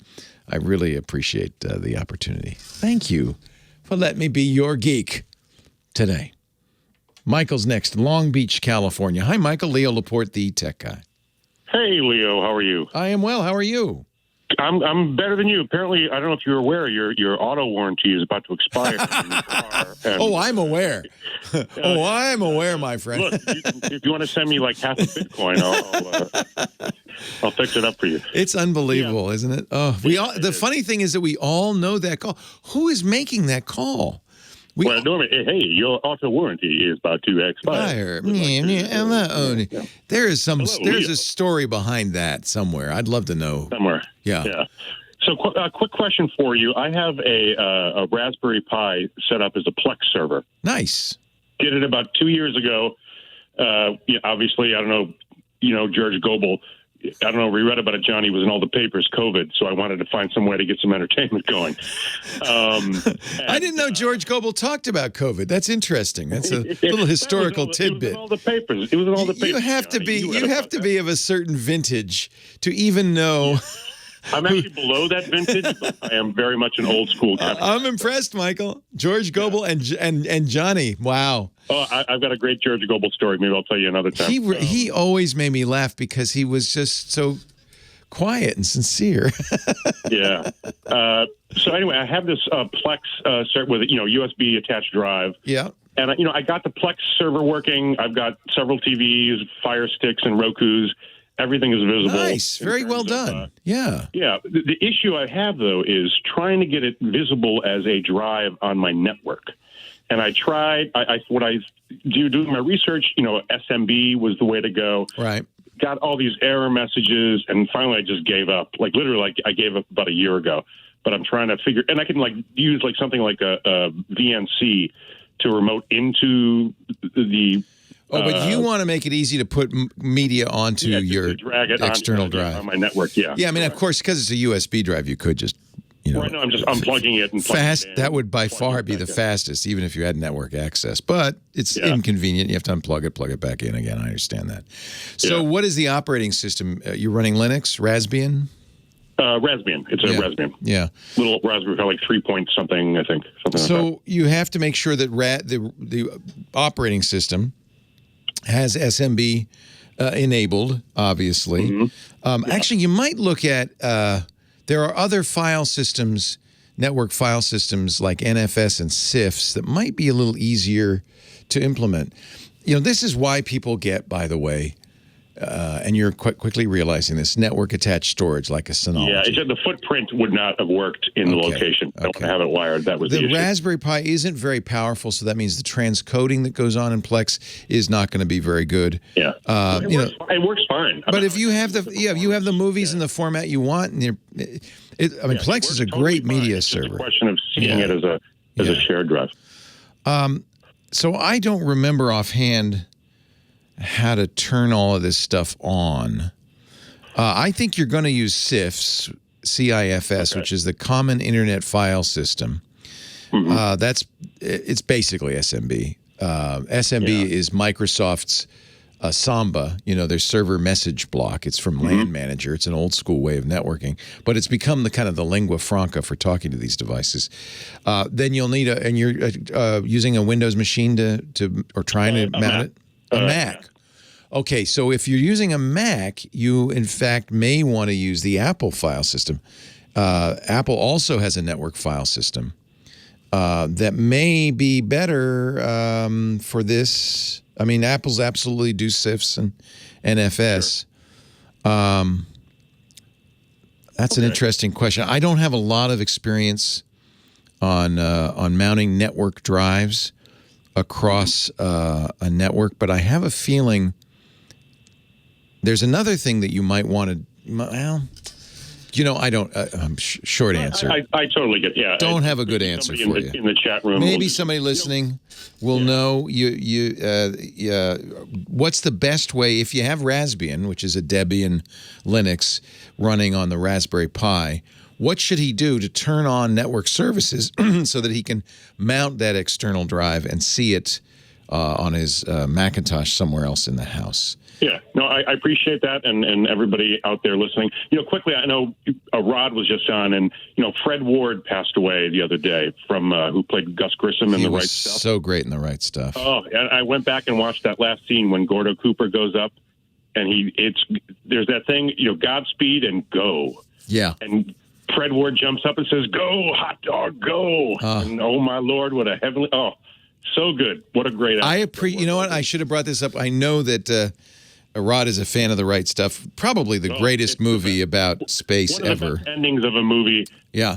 And for the longest time, Gordo Cooper was the fastest best pilot anyone had ever seen. What a great movie. Oh, my. And a great book, Tom Wolfe book before that. But, boy, the movie brought it to life. Completely agree with you. Irwin Winkler was the producer. I heard him a couple years ago on another podcast. It didn't take when it came out, but obviously in the it's a classic now. Market and really, it didn't do well originally. No, he said it tanked. That's sad. Irwin Winkler from Towering Inferno. Oh yeah. He was the great spectacle producer. But Philip Kaufman directed it, and I thought did a brilliant job. Fantastic. I loved it from the first day I saw it when it came out. Me too. I bought the laser disc of it. That's how. Oh my goodness! You remember the discs that were not? They were before laser. The capacitive CEDs. Yeah, they were basically just like a record player. They had a needle and grooves. A friend of mine his father had hundreds of them, and you just stick it in and pull it. It was like an 8-track for movies. In the time that we've been talking about this, the chat room has come up with a link to the Raspberry Pi forums that explain exactly what you want. If you go to irc.twit.tv, you can find them, or I'll put it in the show notes, and we'll get those there for you as soon as the show's over. Thank you very much. I've called you many times with podcasting help and other tech help, so I appreciate it. Thank you, Michael. I appreciate you. I appreciate your call, and appreciate you listening. And, Fred Ward, one of the greats. Boy, that had a cast.